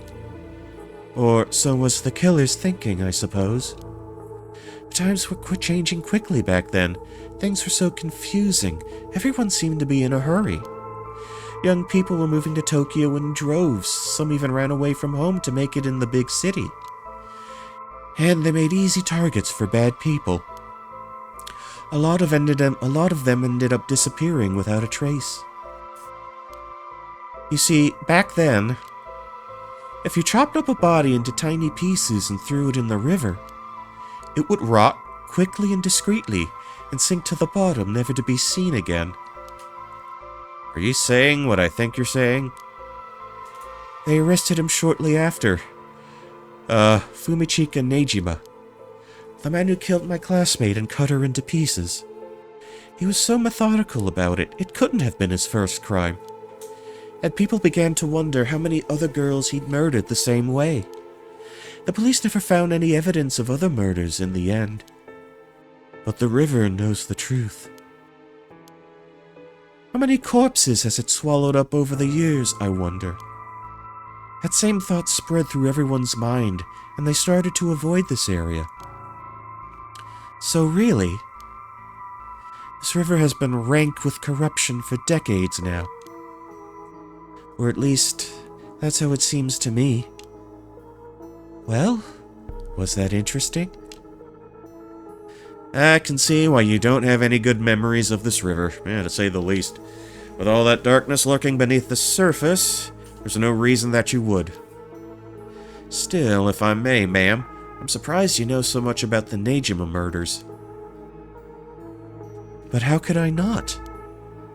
After all, I was the one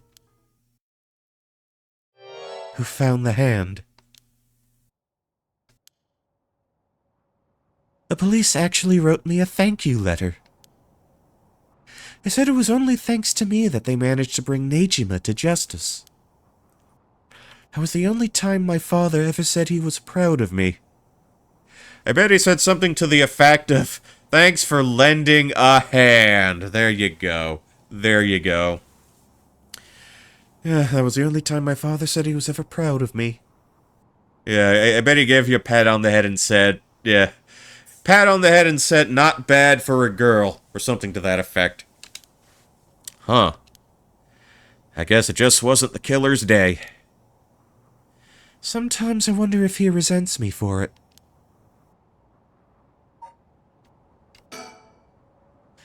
Okay, on the bridge, highway, freeway. Okay, so we did our surroundings.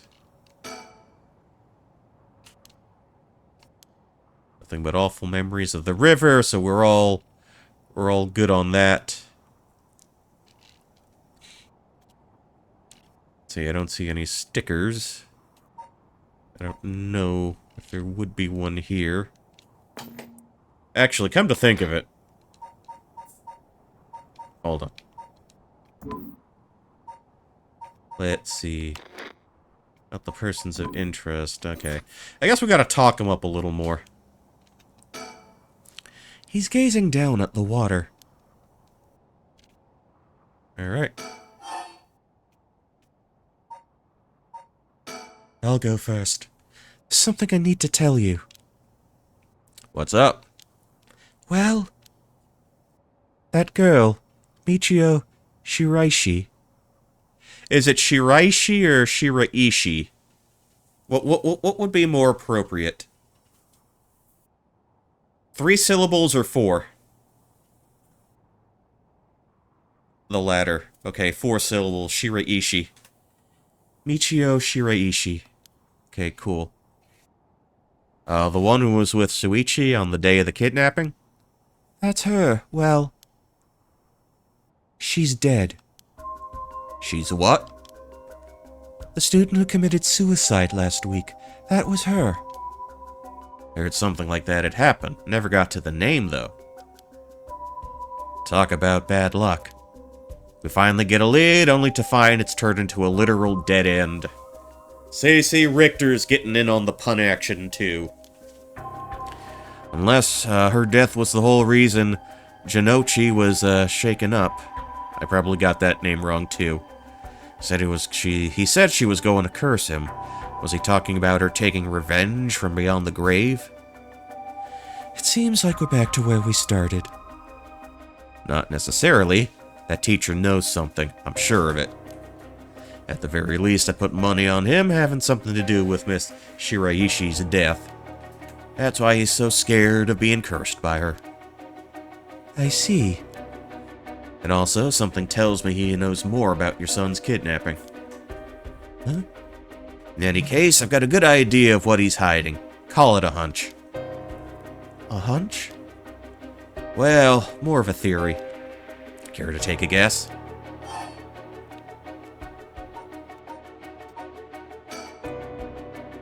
I can't say for certain, but...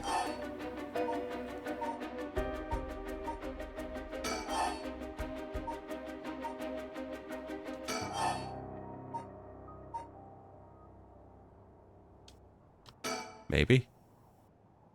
What if Mr. Jonouchi silenced Michio Shiraishi with blackmail?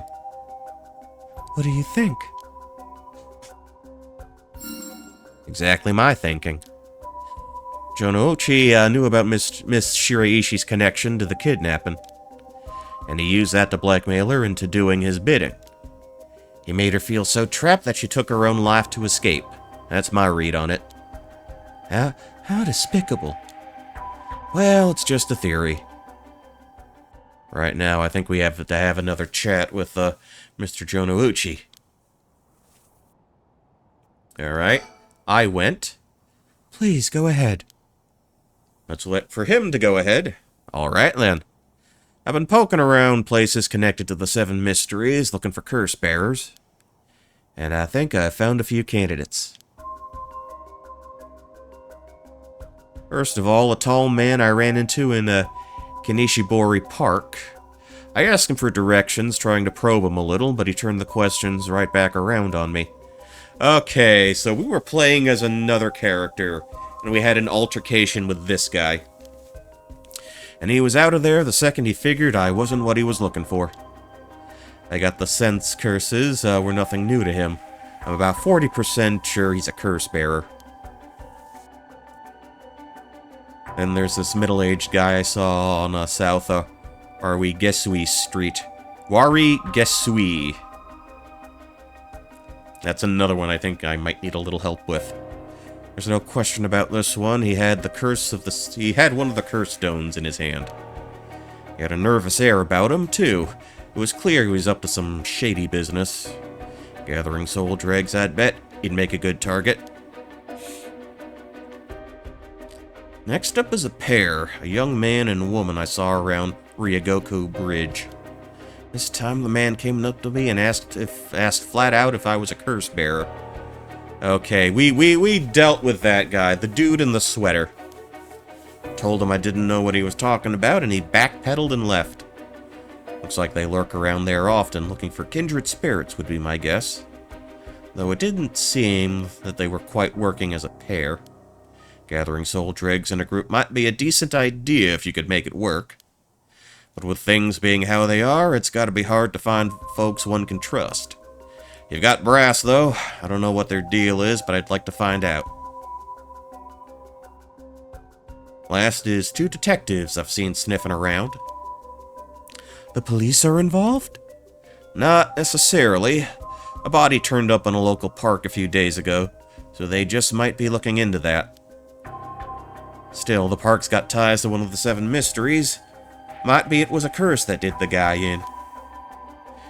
And if they're sending in detectives from the head office, then something's got to be up. How do you know where they're from? Let's just say that when you're in this business, there are some faces you get to know. Anyway, that's everyone who's caught my eye. You found all of them in so little time? I really did hire the best. It's all in the name, ma'am. Richter Kai, P.I. Oh, this dude's full of himself. No, wait, make that Richter Kai, Investigator Extraordinaire. Oh, lovely, he's so up his own ass. An investigator extraordinaire. Is that why you can dress like that without drawing attention to yourself? You bet. Investigator Extraordinaire can blend in like a chameleon in any outfit. Oh, we got a bot, I'm gonna cast a curse on you. There we go. Yep, you gotta swat him down like that. Okay. Well, that aside, the middle-aged man and the young couple sound the most promising, am I right? Whichever we picked, it's still too early to make a move. Seems like the curse bearers are less involved with each other than we thought. Plus, there's still others we don't know about. I say we hang fire and see how things play out. Once more bodies start showing up, that'll get the pot nice and hot. And once it's boiling, our chance will come. Do we do the thinky think now? Is something wrong?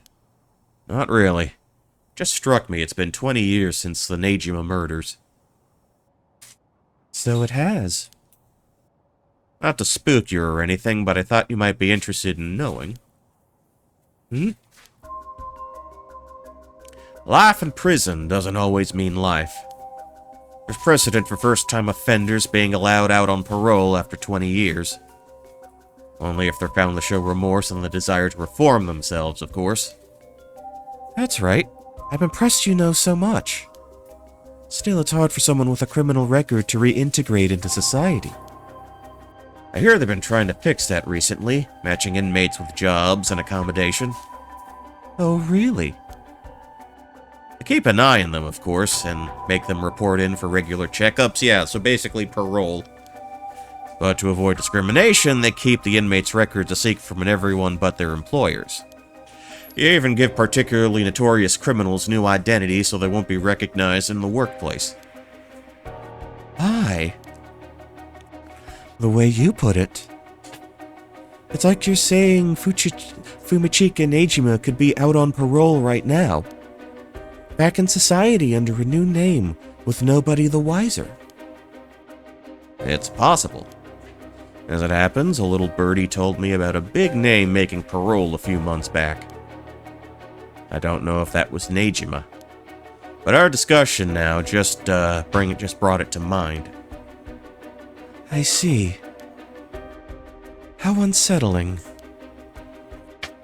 Now that you mention it, I just remembered something too. What was it? I was passing Komagata High School a little while ago when I saw someone. A janitor, I think.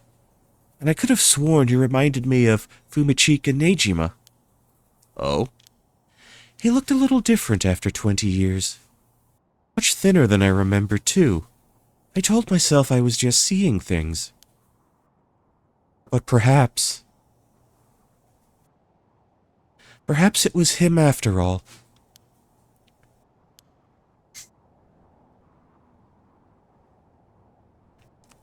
So, what next?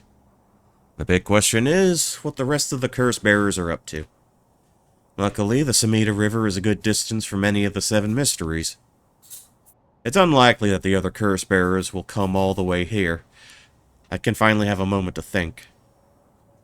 I see. All right.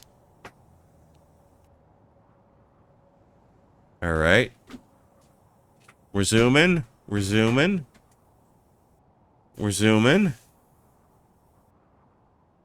getting closer.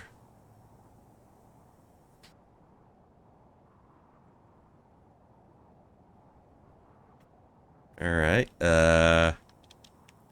is that as far as we can zoom in? Or are we... The tension of the zoom is wonderful. Okay, let me check something real quick. Okay. I guess at this point in time we have no choice but to suspend. Okay, you cannot currently progress any further. Once your situation has changed, select resume to try again. Pressing suspend will return you to the story chart. Okay. So this is about as far as we can go here. So we got some other folks we can, you know, sort of get behind. So let me do something real quick. I need to take a little bit of a breather, a little bit of a break. Take a little moment to myself. And we'll get back to this. I guess we'll go ahead with Tetsuo, Detective Tetsuo here in a moment. So I'll be back momentarily. Until then, I'll let the nice, smooth bossa nova music keep you company until I return. Yes, Tetsuo!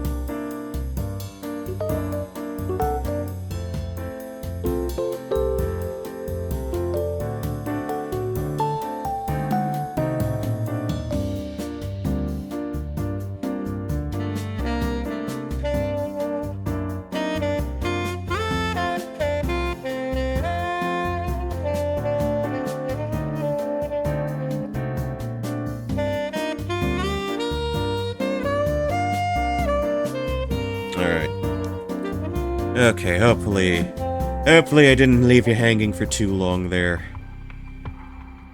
Okay, back to the action. Do a little bit of homework. Oh, I get the feeling, Brutus. I get the feeling, Brother Brutai. My weekend. Over the course of the weekend, I did like 10 hours of like home office work instead of streaming, what I actually wanted to do. But you know what? That just means I sometimes function like a responsible adult. Okay, Tetsuo, let's go. Okay, crime scene investigation, Tetsuo Tutsumi. Tetsuo Tutsumi. And now it's my turn to distract, Asahi. For a few hours, okay. Tetsuo Tatsumi, the Chief Inspector of the Metropolitan Police Department, 1st Investigative Division, is investigating the mysterious death of a fellow officer. He visits the scene of the incident, the former Yatsuda Gardens, with his subordinate, Jun Ario. Asahi. Okay. Asahi, Asaha, Asahe, Asa-ah-ah. Like that? Okay. Hey, boss, forensics is all done. The crime scene is clean. The other officers have all gone home. It's just us now. The park should be able to open back up tomorrow, like nothing ever happened. Doubt get many visitors after everything that's happened. You'd be surprised. Lots of people love that kind of thing. I bet they'll be lining up to get in. Occult stuff is really popular right now. Did you not know that, boss? Sounds stupid. Well, it's not exactly rooted in science, but if ghosts really did exist, we could just ask them who the perp is. Somehow, I doubt it'd be that simple. He's got some very grumpy eyebrows. Well, he's a look at this fucker's face. Why is he doing that? Why is he trying to fucking whistle at me? He's either whistling at me or he wants to give me a kiss. Yeah, that. Oh, but you know, I've heard that high school girls are really into the spirit board thing now. Is he talking about a Ouija board? Sounds like it. I know a few folks who had Ouija boards. Supposedly, you can call on spirits and talk to them by using a board with letters on it. Wouldn't that be something? Oh god, he's the Robin to my Batman. No, the trademark-free Wooga board. That too. You can try it out yourself if you're so interested. Hey, that's not a bad idea. Let's give it a go sometime, boss. I do not think he's capable of reading boss right now. What now? Stop messing around. You really think we're gonna solve this case by moving a coin across a scrap of paper? Sounds like you know all about it. We've got to be open-minded. What if that's how police work is gonna be from now on? Don't make me laugh. Listen up, Ario. You can't go blaming the death of your buddy on something like the occult. I don't care if it was ghosts or the occult or what. Whoever or whatever it was that did this, I'll get them. I promise you that. Well, you've got the right attitude, but we don't even know if this is a murder yet. Biases weaken our judgment. Get too fixated on one thing and you stop seeing everything else. Aye, aye, boss. So, now that we've finished investigating the scene, let's review what we know. Now? It's getting late. I figured we'd head straight home from here. Come on, we've got to go over all the info we've gathered. And what better place to do it than here at the scene of the crime, where we can soak up the atmosphere? Okay, calm the fuck down, buddy. Soak up the atmosphere? The hell is there to soak up? If you're really into this occult stuff, if you get off on being in a place like this. Wait, you mean being somewhere like this doesn't get your blood pumping? No way. No, don't turn this around on me. I'm not the weird one here. Cripes. Fine. Let's get this over with. Aye, aye, boss. This is where the victim was found. It's clean now. Almost feels like nothing happened here at all. But once an incident like this has come to pass, there's no going back. Not that knowing is any consolation. The former Yatsuda Gardens here in Yokohama Ikome were originally built as a part of the daimyo's estate back in the Edo period. The park became a city property a number of years ago and underwent extensive renovations. There's not a soul at this time of night. Let's see. Probably the one who's had more speaking lines in this exchange so far. Quiet doesn't even begin to describe it. Okay.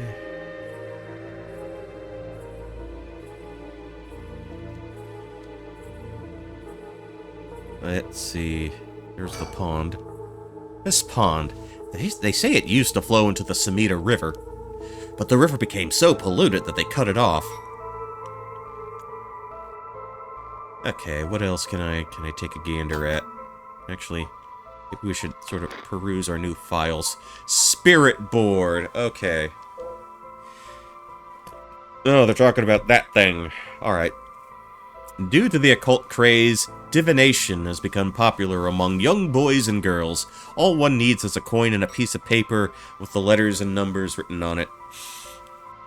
Using these, all one has to do is ask a question of the called-upon spirit, and it will move the coin in an answer. It is believed to be a tool that was adopted from Western spiritualism and molded by Japanese occult enthusiasm. Or enthusiasts in this case, rather. Although it is considered a form of divination, the ritualistic nature of its usage can be called self-hypnosis or autosuggestion, leading to hallucinations or symptoms similar to spirit possession. Many schools banned these spirit boards after there were several cases of students sneaking into schools at night, in addition to the stories of people having seizures when using the boards. Alright.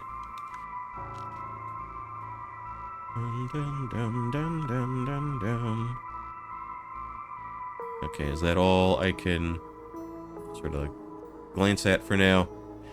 Yeah, I'm kind of getting the sense that you're not really going to do much in the way of, like, pixel hunting for clues here. Jun Erio. Okay, Jun Erio, detective in the Tokyo Metropolitan Police Department. First Division, First Investigative Division. His rank is Sergeant. This is the first time leading a case. It's like he's graduated from rookie to a newbie. He looks put together on the outside, but acts like a kid most of the time. Honestly, the force could use more people like him. Let's ask about the case. Or Tatsumi. Oh, okay, we're gonna ask about me first. But either way, I'm so glad you're back in the First Division, boss. I've always admired your work. You were like a god to me. You were the whole reason I became a detective in the first place. Yeah, about that. People have been saying that ever since you first entered the academy, but... Yes, that's because it's true. I couldn't believe you got transferred out of the first just as I was assigned to it. So getting to work a case like this now, just the two of us, is a dream come true. Happy as I am to hear that, well, how should I put it? What is it? That's true. I'm not sure you've been showing me the appropriate amount of respect. Huh? But I do respect you. Don't tell me you're going senile, boss. That's exactly what I'm talking about when you run your mouth like that. It's getting late. You must be sleepy. Don't worry, boss. I'll make sure we get out of here soon.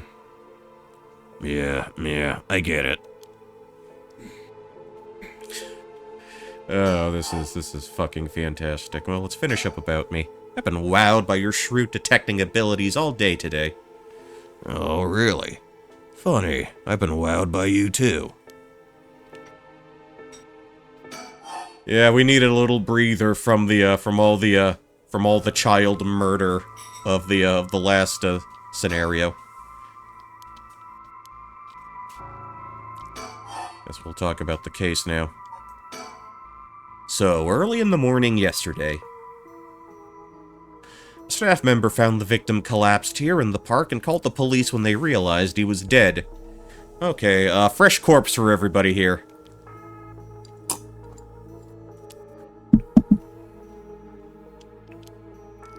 While there were no obvious external wounds, the fact that he was a police officer and the evidence of a struggle means that it's likely that this was a murder. The Samita office sent it over to us since it involved the death of an officer, and we were tasked with the investigation. What we need to do is figure out what happened and whether there was foul play involved. I think that about sums things up.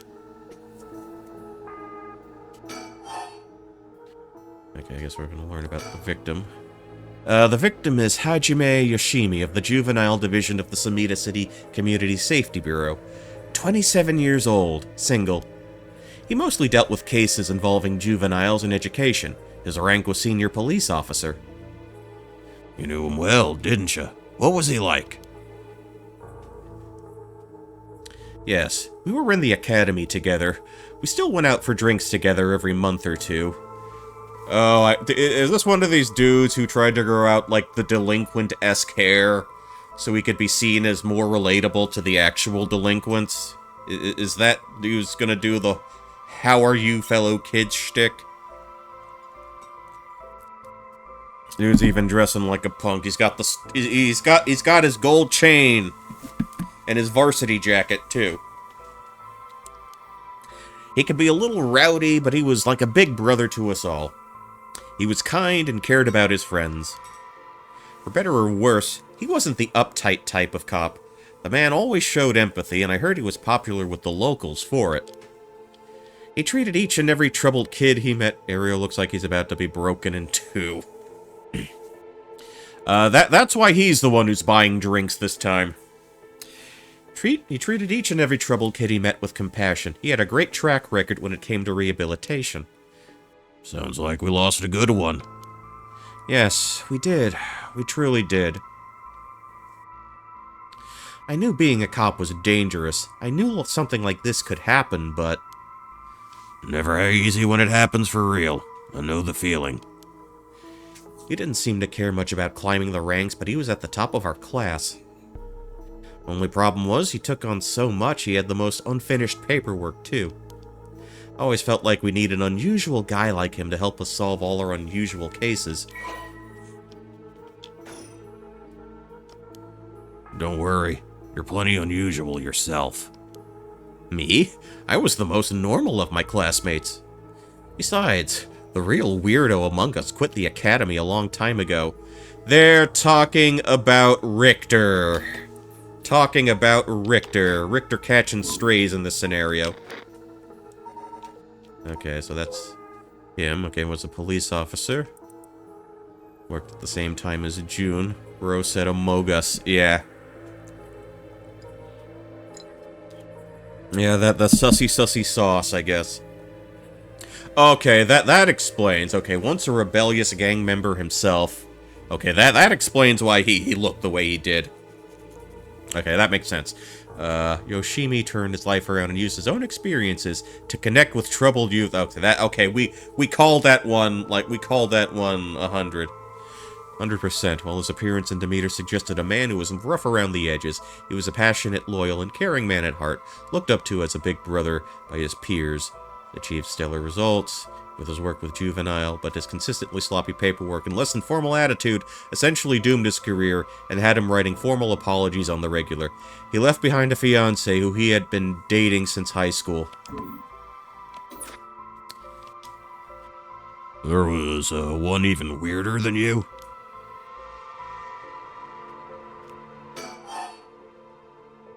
Okay,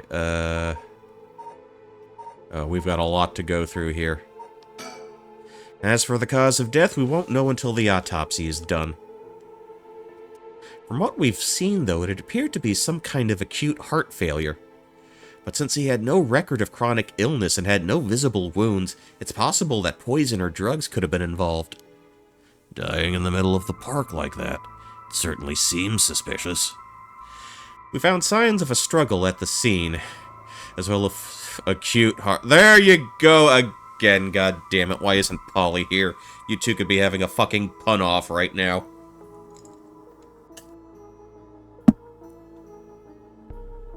Ugh.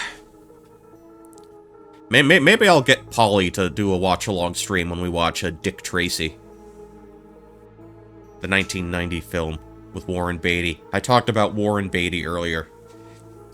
We found signs of a struggle at the scene, as well as footprints belonging to an unidentified individual. We've got people trying to identify those prints. If we can find who they belong to, we might be able to figure this whole thing out. Yes, wouldn't that be nice if that were the end of it? The only thing Hajime had on him were his badge and his wallet and his pockets. So we can rule out a mugging. Though there probably aren't many people who'd try to think of mugging a cop as big as him. I also heard that Hajime got into a fair few fights in his younger days. He started judo once he became an officer and rose up the ranks quickly. Sounds like the perp would have had to been pretty strong to take on Hajime.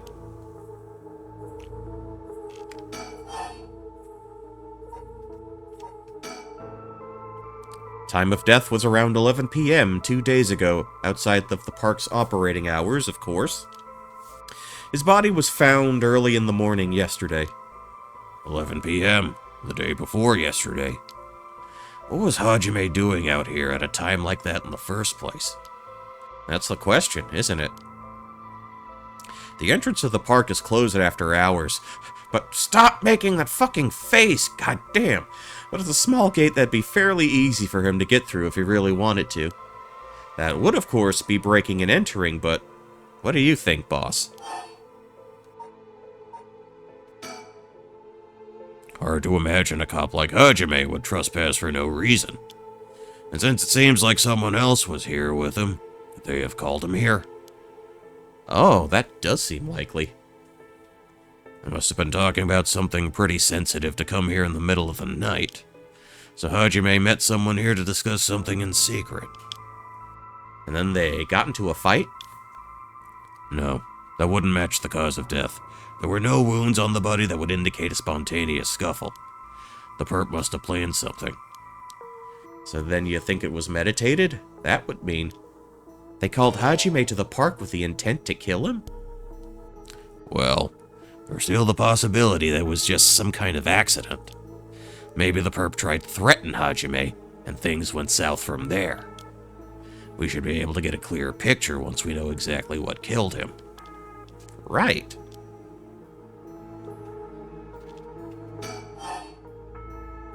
Okay. We'll talk about the victim a little more. Hajime was quite the bad boy in school, apparently. He ended up with the police a lot. He said that the officer in charge was good to him, helped him get back on track. The reason he wanted to become a cop was to pay his kindness forward. Said it was the first time he ever took his studies seriously. That's a good story. Love that kind of thing. Makes me want to have a drink in his honor. Please don't make fun of my dead friend. Hey, I said in his honor. You should aspire to be the kind of cop people miss when they die in the field. You say that like it's a sure thing I'll die. Besides, if I end up biting it, I'm sure you'll be the one who misses me most, boss. Yeah. Oh, come on, don't be like that. You'll hurt morale. Well, I guess how much I'll miss you depends on how this investigation goes. I can already see it. Ario, no! Why'd you have to go and get yourself killed? I have no idea what's going on in that head of yours. That'll be a sight to see. I can't wait. You can't wait for your own death? Get it together, kid. Sheesh, you really are something. Thank you? Yeah, I see. Ario's the MVP so far. What about the victim's family? The Yoshimi family is from, Kitasenju in Adachi City. Adachi, we know him. But Hajime's parents died a long time ago. He lived there all alone, no siblings or anything. I went to his house a few times for drinks. I was surprised. It's this huge, old-looking place. Like, you know, the kind of place that seems super haunted. And he lived there alone? It looked like the home of an old noble family. It was hard to imagine him being such a I can't fucking take this guy seriously with that fucking face. Hard to be such a delinquent living in a house like that. There's that bias I was talking about. If he's from an old family, I'm sure things were complicated. That's a bias, too. He never talked about any of that, even when we were drunk, so I don't know much about it. Oh, one more thing. Yeah? Hajime was engaged. He'd been seeing his fiancée ever since they were in school. Over 10 years. They just started talking about getting married. What was her name again? He showed me a picture once. She was a beautiful woman. Yeah, I could totally see that. That's so. How terrible for her. But she may know if there'd been anything going on with him lately. We should speak to her. Yeah, his fiancée may have been his only confidant. I'm sure someone at the Samita Police Department has already contacted her. I'll look into it tomorrow. Alright.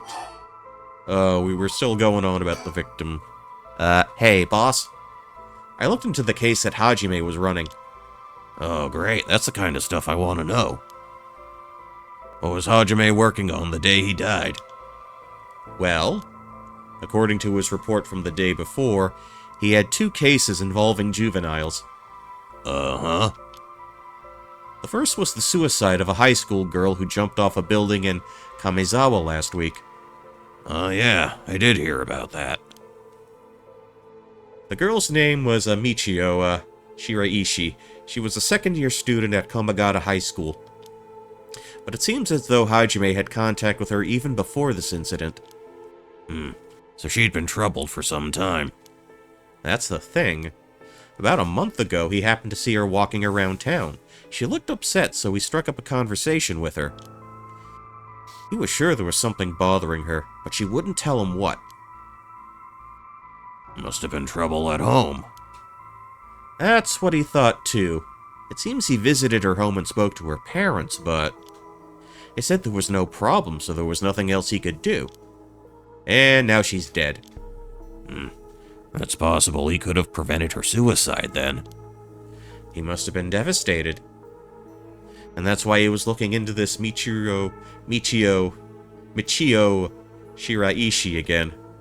He must have thought there was something terrible that happened that drove her to end her life. But ultimately, he never reported the findings of his investigation. I see.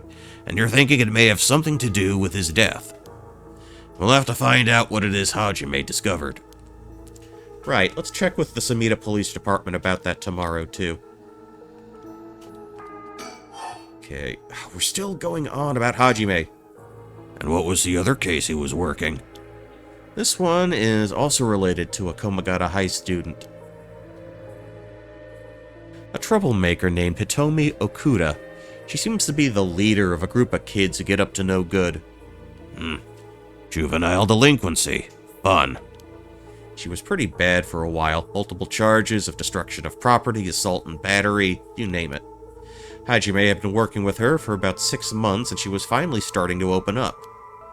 Then, he met the girl the day he died. Or met with the girl the day he died. Well, every school's got its problems. But I'm sure he'd be worried about how she'd get on without him. Right, just when she'd finally found an adult she could trust. She might act out without someone to help her get through this. We'll have to make sure the Samita Community Safety Bureau does their job. But...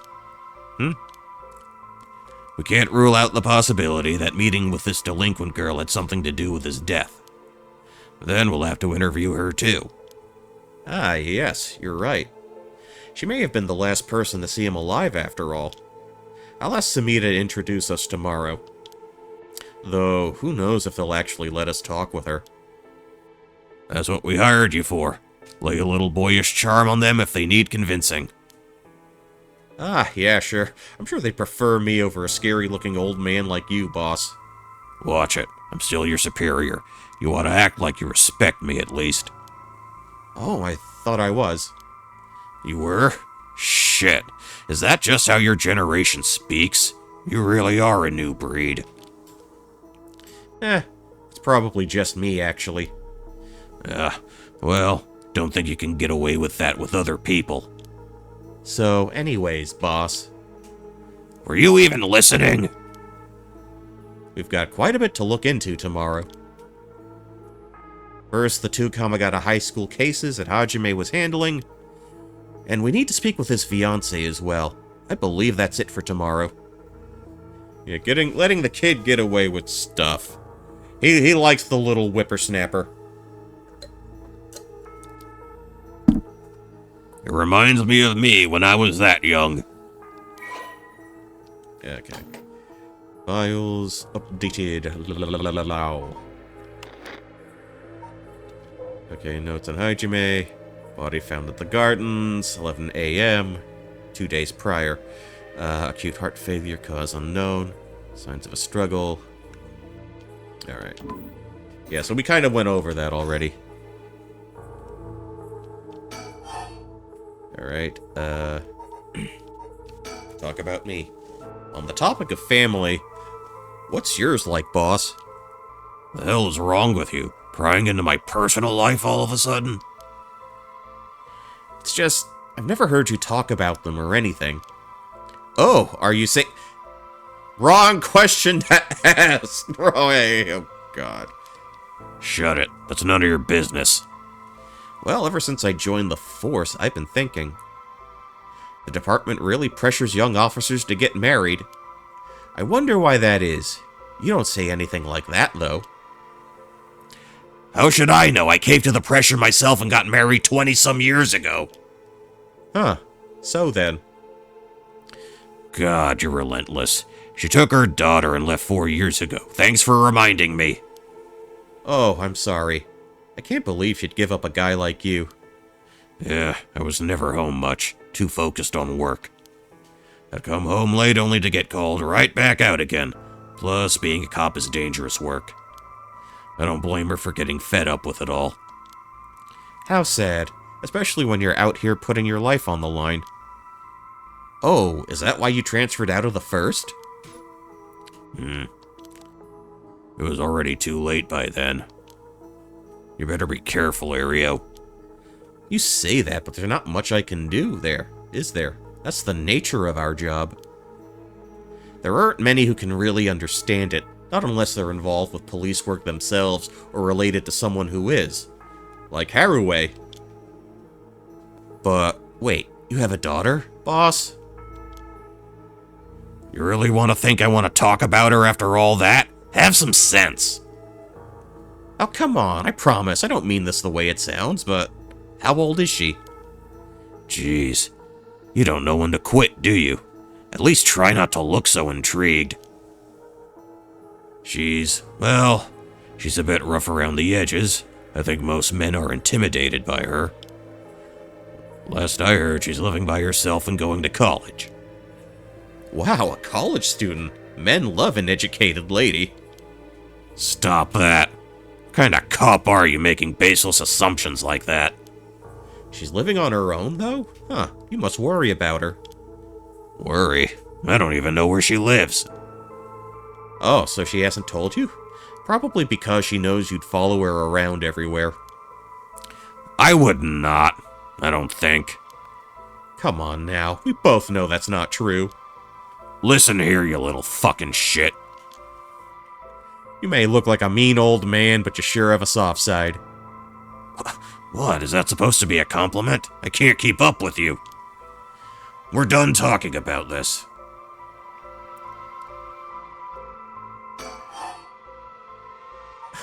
But we're not done talking about you, Tatsumi. Ugh. I might need to get another glass refill. Oh, that reminds me. If you got married if you got married 20 years ago, it must have been right around the Nejima murder. You know your history. Yeah, that happened a year or two after our wedding. You were the one who arrested the killer, weren't you? We studied that case at the academy. I was only in elementary school at the time, but I still remember people talking about some dangerous criminal getting arrested. All of that was just cracking the case, finding the guy. It was all just happenstance. I'd rather really not think about it. It was a disturbing case.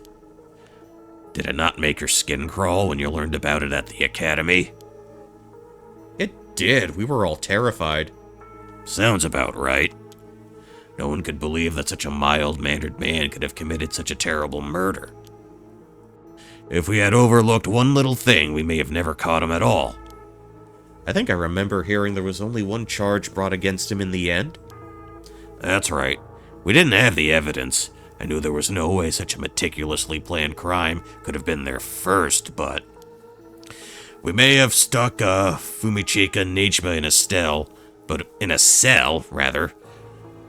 it was no victory. He always had the upper hand. Well, he thought he had the upper hand until they found a literal hand in the river. And all the damage he did to everyone involved, especially the victim's classmates. It's already been 20 years, huh? God damn it. This is why I try not to think about it. I'm sorry. Okay. Alright, I guess we'll talk about the occult now. So, all this occult stuff. Have you heard about it, boss? What are you talking about? This rite of resurrection thing that everyone's talking about. No, not you two. I've been hearing about that shit everywhere. Oh, you have? That's surprising. Who cares about what people are talking about? It's got nothing to do with our job. But don't you think the occult stuff with this case feels, I don't know, realer somehow? The whole thing started right here in Honjo in Sumida City, so I thought that maybe... Cut it out. Nothing good can come out of getting involved with that rite of whatever or that record of fates. Sounds like you know all about it. Boss, are you secretly into the occult?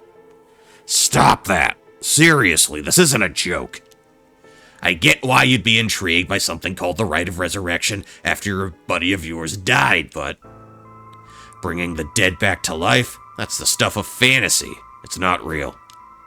So don't go hoping for miracles, got it? Okay, only one little blip about the occult. But boss? Yeah? Is this case really important enough to assign someone from the investigation division? I mean, a friend of mine died, so it's important to me, but... It's all up to the higher-ups. I'm sure they got their reasons. Boss, you know something, don't you? It'll all become clear in time. Try not to worry about it too much. Thinking about it. The only thing we know for sure is the identity of the victim. That means there must have been something special about him, right? Maybe he knew something that he wasn't supposed to. Some kind of secret or something? Isn't that right? You're pretty sharp sometimes, you know that? If you picked up on that, you should be able to put the rest together yourself.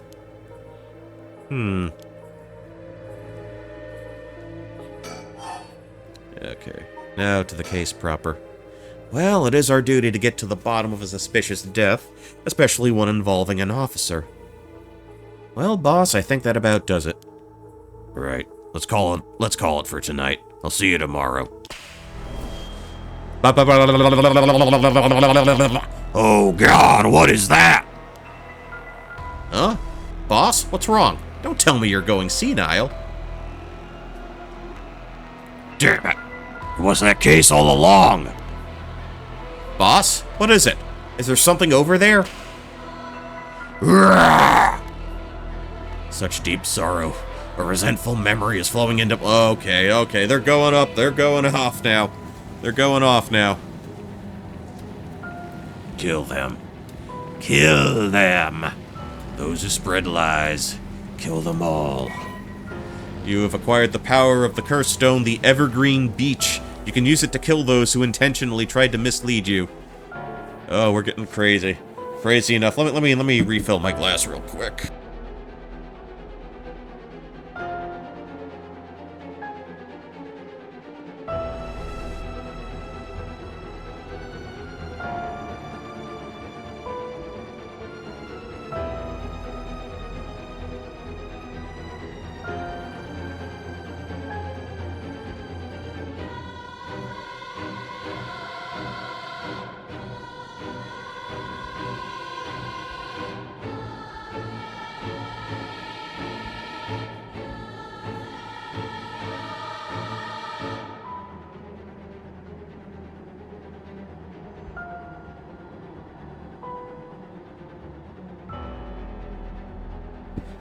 Okay. One more sip. Okay. You okay. Use the curse button when somebody lies to you. Tell me lies, tell me sweet little lies. Okay, the Evergreen Beach. Okay, enduring superstition. Once a time in Okurabashi, a beautiful beech tree stood in the garden of Lord Shinden's residence. It was so impressive that the house became known among the people as the Beach Residence. Somehow no one had ever seen a single leaf fall from the tree. Okay, now we're getting... Well, this was... We read about this... Excuse me. We read about this last time in the previous chapters. In the introduction chapter. So, let's see. Kills by hanging one who tries to mislead the curse bearer with false statements. So, Harue had the fire death thing. And now we've got the tree death thing. Resentful memory. He deceived us with his so-called rite of resurrection. The man who tricked the people with his false dark arts swing from a rope. They thought the man who had escaped the previous night, but oddly enough he was found hanging in the garden of the daimyo's mansion that morning.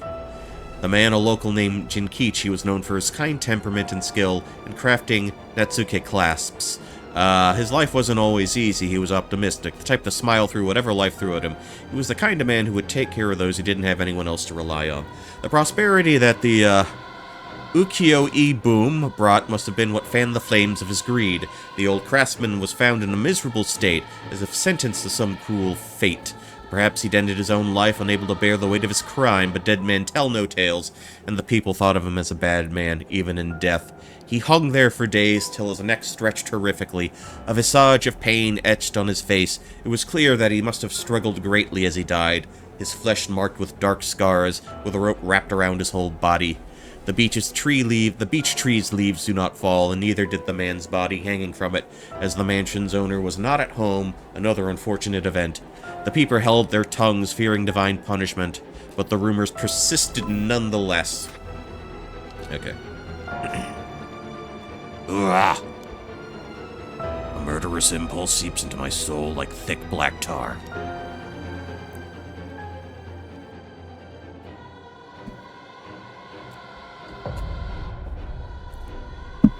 Alright, we're getting the message to kill again. Can you hear it, curse bearer? You who so strongly desires the right. Kill them. Under a killing moon. Boss! Boss!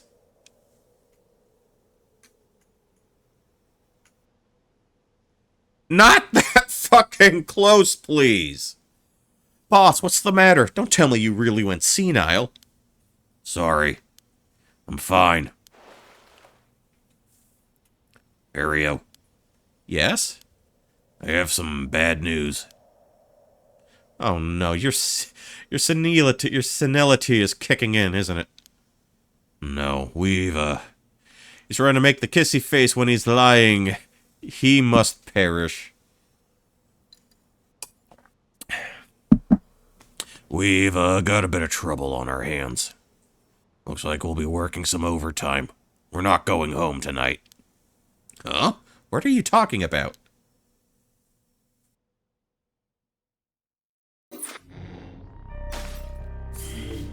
Okay, so we've got round 2 here. The Hunt for the Curse Bearers.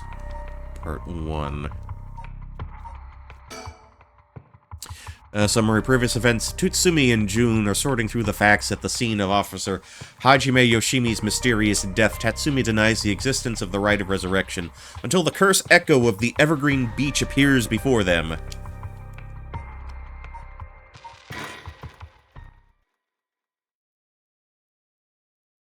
La la la la.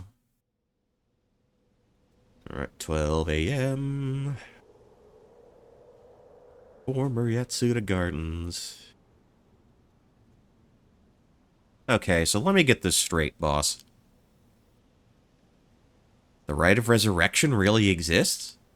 And to use it, you have to kill people using the power of curses from the 7 Mysteries of Honjo? And the curse you have is from the story of the Evergreen Beach that's told in this area. Is that right? Alright, thank you for the raid, and appreciate you dropping by. Yeah, pretty much. You're quick on the uptake. You weren't your usual silly self when you were explaining, so I knew you were telling the truth. I'm never silly. The only thing I have trouble believing is that you're now taking this occult stuff seriously now. I mean, talk about paranormal. I thought you didn't believe in any of that. It's not that I don't believe in it. My familiarity with it is why I've tried not to get too close. Are you just being a sore loser, not used to admitting you were wrong? Oh, shut up and listen to me. God, this is wrecking my throat. No point in trying to hide things anymore. We won't get anywhere if you don't understand this, so listen up. Please, just listen. You don't have to keep saying it. I'm listening. We don't have time to waste. We'll talk as we walk. Hey, wait for me, boss.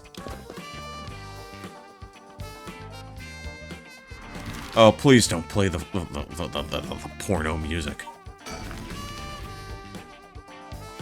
Bow chicka bow chicka bow chicka bow bow. Or maybe this is like... Oh, okay, porn music and cop theme, 70s cop music. Indistinguishable from each other. Sorry, I just want to double-check one thing. You're telling the truth, right? This isn't a side effect of, you being senile? It's the truth. Not like I can prove it, though.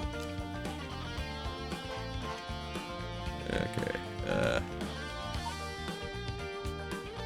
anything I can look at here? Can I interact with the overpass?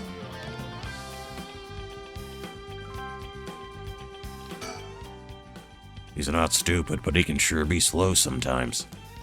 Though I think that positivity of his may come in handy at some point. I'm sure you already know this, but this is all top secret. No sharing it with anyone. Right, you can trust me not to. But, no, I just can't believe it. I heard rumors that you used to be a member of a secret division attached to the Security Bureau. I can't believe we actually have a department called Paranormal Affairs. Yeah, I'm sure it comes as a shock. I couldn't believe it myself. I thought the higher-ups were messing with me. Really had me worried for a while there. No, this is incredible. That's the whole reason I became a cop. I was always fascinated by secret agencies and stuff. You serious? But thinking about it, it totally makes sense if curses and spirits really do exist.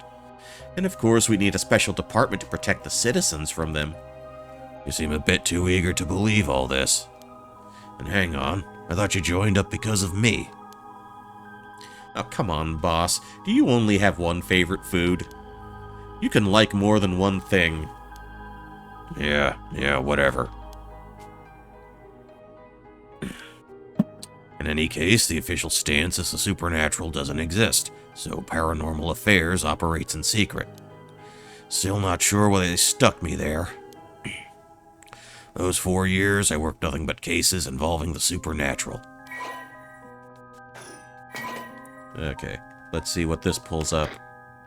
Paranormal Affairs Bureau. Although officially called the Tokyo Metropolitan Police Department Security Division Special Security Unit, Paranormal Affairs Bureau, that's a mouthful, it is more commonly referred to simply as Paranormal Affairs. Only a handful of people know of its existence, even within the police force. As the name suggests, it specializes in the investigation and resolution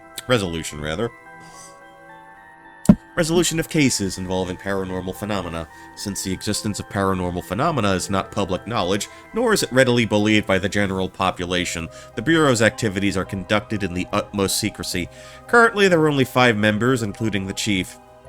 The Bureau has a network of psychic contacts across the country who assist with their cases, including Mio Kurosuzu. The Bureau undertakes investigations into any suspicious stories that cross their desk, though the vast majority turn out to be hoaxes. Due to the sheer volume of cases, closed-lipped experienced detectives without paranormal abilities of their own, such as Tetsuo Tutsumi, are sometimes assigned to investigate. The current chief of the paranormal affairs is a man called Kuru Nagagoshi. He was born to a family of psychics who have been involved in keeping the world safe from paranormal phenomenon for generations, and he has served as Mio Kurusuzu's mentor since discovering her. Kuryu is an elusive figure, very few have met him in person, and he is rarely seen in the office. It is said that this is because he has often been the target of curses. However, some theorize that it is in fact because Kuryu is not actually of flesh and blood at all. His seat in the office is usually occupied by a Nue, a legendary creature found in Japanese folklore. The Nue resembles an ordinary white's thrush, and acts as Kuryu's messenger, leading to bizarre scenes of police or officers earnestly reporting their findings to a bird. The term Nagagoshi case serves as a code name used to refer to cases under investigation by paranormal affairs. Well, you know what?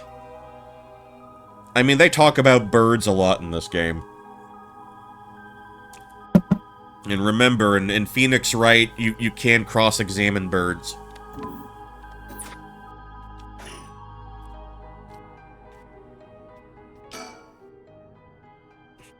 Alright.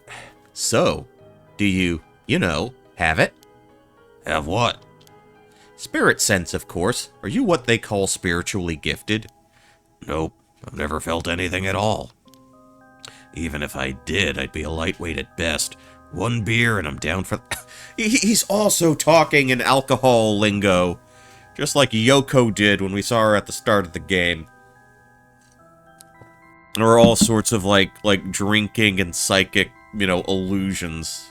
Or they use a lot of alcohol references when speaking about, psychic phenomenon. That's a thing they do in this game a lot. Oh, huh. Is that how people in the field quantify someone's spirit sense? Like how much liquor they can handle? Nope, that's just me. Thought it'd help to get the point across. Oh, huh. Sorry, seems like I keep disappointing you. No, it's not your fault, boss. At the risk of disappointing you yet again, I'll tell you one more thing. Spirit sense is usually something you're born with. It's tough to develop it later on. What? So there's no hope for me? Say it isn't so. Of course you were interested. Well, you never know. You may have some hidden potential. I know there's a high schooler who's got so much spirit sense that she works on the front lines. I say work, but she wasn't paid because it was supposedly part of her training. Yikes, that seemed like it'd be in violation of Article 69 of the Labor Standards Act. Wow, you really know the law. No comment. Even the occult field has workers' rights issues, huh? So, what do we do now? We've got this rite of resurrection and the curse echoes of the 7 mysteries of Honjo. The curse being spread out around the city is a bit of an emergency. It's that bad? I'll put it this way. It's like handing out guns all over town. Jeez, that's really bad. Never spent a single moment in an American town ever. He wouldn't be Aereo if he didn't make that face. It is. So we need to find the source of it and put a stop to it before something terrible happens. Usually that'd be a job for paranormal affairs, but I talked to them on our way here. The main team is tied up until tomorrow night. So they told me to deal with it myself. Said it'd be fine since I have some experience. Huh? What? Then that overtime you mentioned means... Yep, you're gonna help me, partner. Alright, let's do this! You seem a bit too eager to dive into all of this. You really have no reservations working a case you know nothing about? You said this was an emergency. I didn't think we had a choice. I'm just trying to be logical about this, boss. You really are something. It might actually be nice having you around. Why, thank you. So, what exactly do we do? If these curses are connected to the 7 mysteries, then the people who have the others should all be here in town. Right, if there's 7 of them, that means there's 6 more out there. And we have to stop them before they kill anyone with their curses. If we can, we should find and collect all the curse stones. But, boss, from what you said earlier, killing a curse bearer gets you closer to completing the rite of resurrection. Won't your life be in danger if they find out you're a curse bearer? Pretty much. We can't let that happen. Should you even be out here right now? Hiding would only be a waste of time. The mystery of the one-sided reed is associated with Ryogoku Bridge. I was hoping we'd be quick enough to run into the one-sided reed's curse bearer. No such luck, it seems. Well, if nothing else, maybe word would spread that the cops are on the lookout and people will behave. That's putting a lot of trust in whoever these other people are. But it's possible that other curse bearers with the same idea will come here. Talk to anyone you see who seems suspicious. Ugh, that means someone who may have the power of a curse. Understood. In that case, why don't I ask that guy who's been watching us this whole time? What do you know? There is someone here. Good luck. Hey, you there. Sorry to bother you, but I've got some questions. I'm with the police. Oh, okay. No, oh, this is a different... Okay. We're not talking to the dude who we were playing at the start of the game. We're talking to this guy who we came across. Thanks for your cooperation. We'll be asking a few things from you, Mr.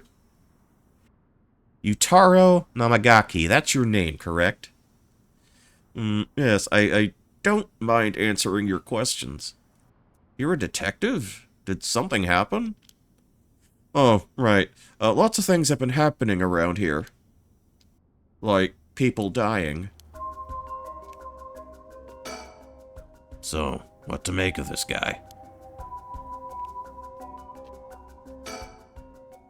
Boss, let's talk to this guy. Okay, so nothing else I can really gander at right here. So, what is it you were doing here? Oh, must be the incident at the former Yatsuda Gardens, the dead policeman. I can't imagine a detective would come all the way out here otherwise. Say, Mr. Detective, have you ever heard of the Evergreen Beach? How about you answer my question first? What were you doing here? I was answering your question. I came here to look for the Evergreen Beach from the Seven Mysteries of Honjo. Actually, I was wondering if either of you knew anything about it. If it's the Evergreen Beach you're after, you'd be better off looking around the former Yatsuda Gardens than here. Oh, you know a lot about this. But that's what I thought. Detectives, you have the curse stone of the Evergreen Beach, don't you? How'd you... God damn it, Ario! Ario, you idiot. Well, that was much easier than expected. Yeah, we dealt with this guy in a previous scenario. He's a lot. Oh, crap. Sorry. Yeah, slapped immediately. It was simple inference. I figured you would have taken the curse if you were just in the gardens. If you know that, then you must be a curse bearer yourself. I have no intentions of hiding anything. I planned to tell you from the start. Look. This is my curse stone. I believe it's called the Foot Washing Mansion. That's right. But are you sure about this? I'm not so rash that I'd kill someone as soon as I found out they were a curse bearer, not without talking to them first. You're the same, aren't you, detectives?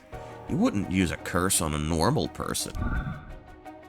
Let's speak as equals, shall we? Boss? Sure, we'd rather resolve this amicably, too. He really is a curse bearer. He may only be talking with us to try and activate his curse. I'll have to be wary of anything he asks me to do. I could tackle him and pin him on the ground, but that might have something to do with his curse. So, I already know what the deal with his curse is. Actually, let me check something real quick.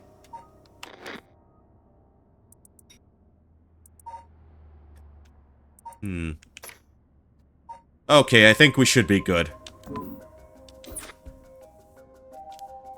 Any slip of the tongue could get us killed. I have to try and discern what activates his curse. So, what do I do?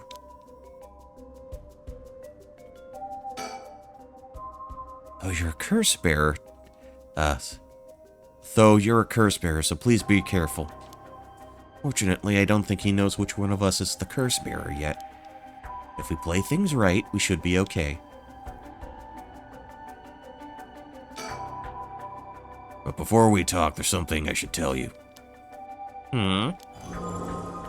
This is my curse stone, the Evergreen Beach, just like you thought. What? Well, boss, why would you tell him? That's how the curse works. Boss, are you having another senior moment if you tell him that?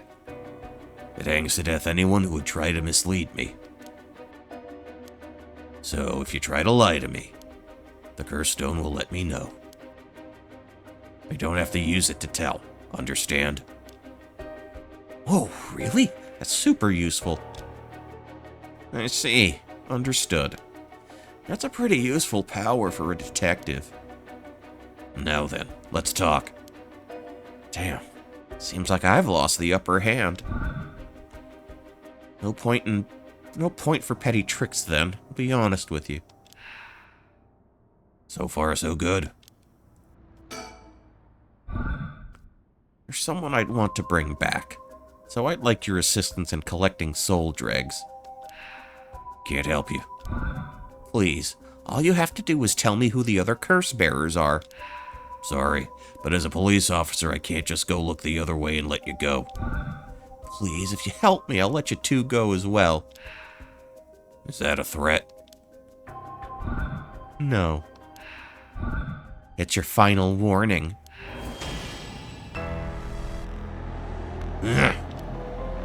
My curse, the foot-washing mansion.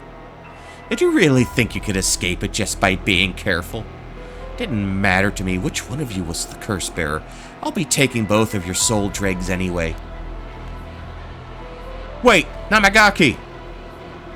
The foot-washing mansion is a powerful curse and so simple to activate. It really is. It is ready whenever I need it. There is no escape from the voice of my feet. Ario, get out of here. It's just a pair of legs. It's a pair of disembodied legs.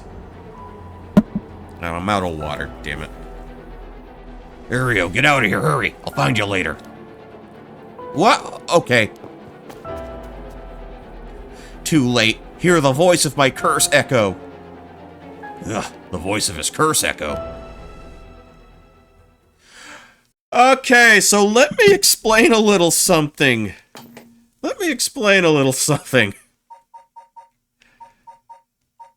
Maybe a bit of a spoiler if you're planning on playing this. But we had an altercation with him earlier. So this is something of a fourth wall thing. His voice, his curse is activated if you hear the sound of the voice of his curse. Well, we had an earlier scenario where it was implied that we needed to do something where we couldn't hear the voice. And the only thing that made sense was to go into the menu and drag the voice volume down to 0. Not like it really matters. I do not believe there's... Well, I had this up earlier, and I don't remember hearing any real voice lines, so...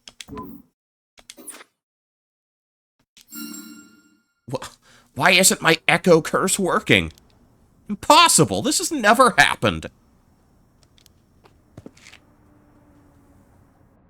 What's happening? I don't hear anything. Ario, now! Grab him! Right. Nanagaki, get down. Get down, get down. Get down, get down. Damn it. Let's see, let's see. Okay. Okay. Wait, no, I need the screen back up. Okay, cool. Boss, here, his curse stone. Good work. Give it to me. Okay, so now we have 2 curse stones. We got the foot washing mansion and we got the beech tree.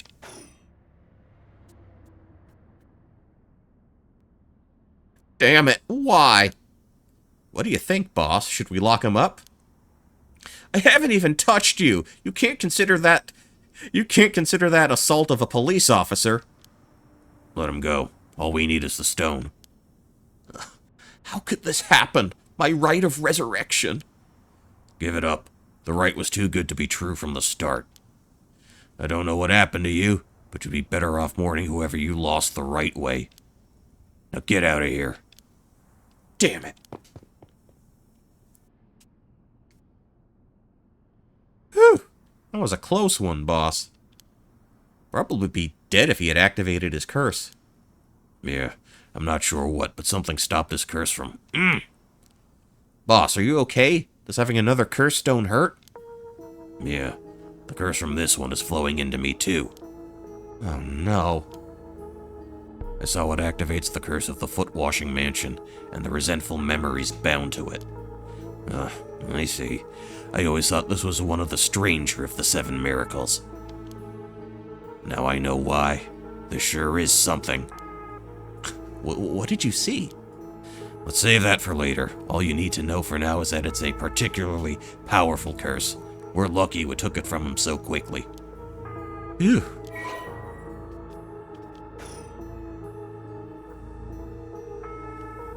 Well, that makes 1 stone. Where do we go now? We'll visit all the places associated with the mysteries while it's still dark out. You mean we have to do that all over again? I hope they aren't all as aggressive as him, but... people will do crazy things to bring back someone they love. Seems that the hatred the curse stones are imbued with makes people more willing to kill. Really? What about you, boss? I'm fine. I may not have any spirit sense, but I'm tough enough when it comes to this stuff. That's why they loved me in paranormal affairs. So you are spiritually gifted after all. Alright, let's head to the next place.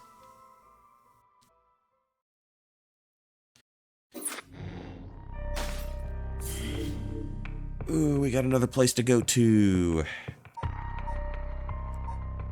Let's see. Do I still wanna... okay.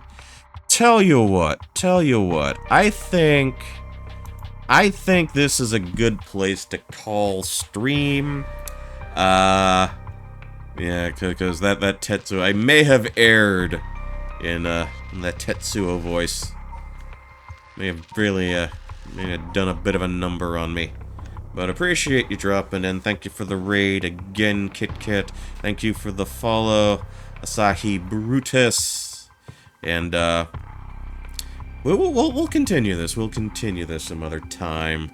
Hope to knock off a stream tomorrow and Wednesday so I can get my 12 streams in a month thing going. If I play anything tomorrow, it'll probably be a more Klonoa 2. So be on the lookout for that. And if anything comes up, I do promise to keep you all posted. Let me see if we got any pertinent, any relevant raid targets. Okay. Alright. Let's go give Jetstorm 4 a raid. He is playing Lunar Silver Star Story Complete. I forget what version of the game he's playing, though, if it's the OG one. I don't know which version he's playing exactly. Either the Sega CD, the PlayStation, or the version that just came out now. I guess we'll find out shortly. So I will send you all into his direction. But once again, thanks for dropping by. Thanks for all the raids, the follows, etc., etc.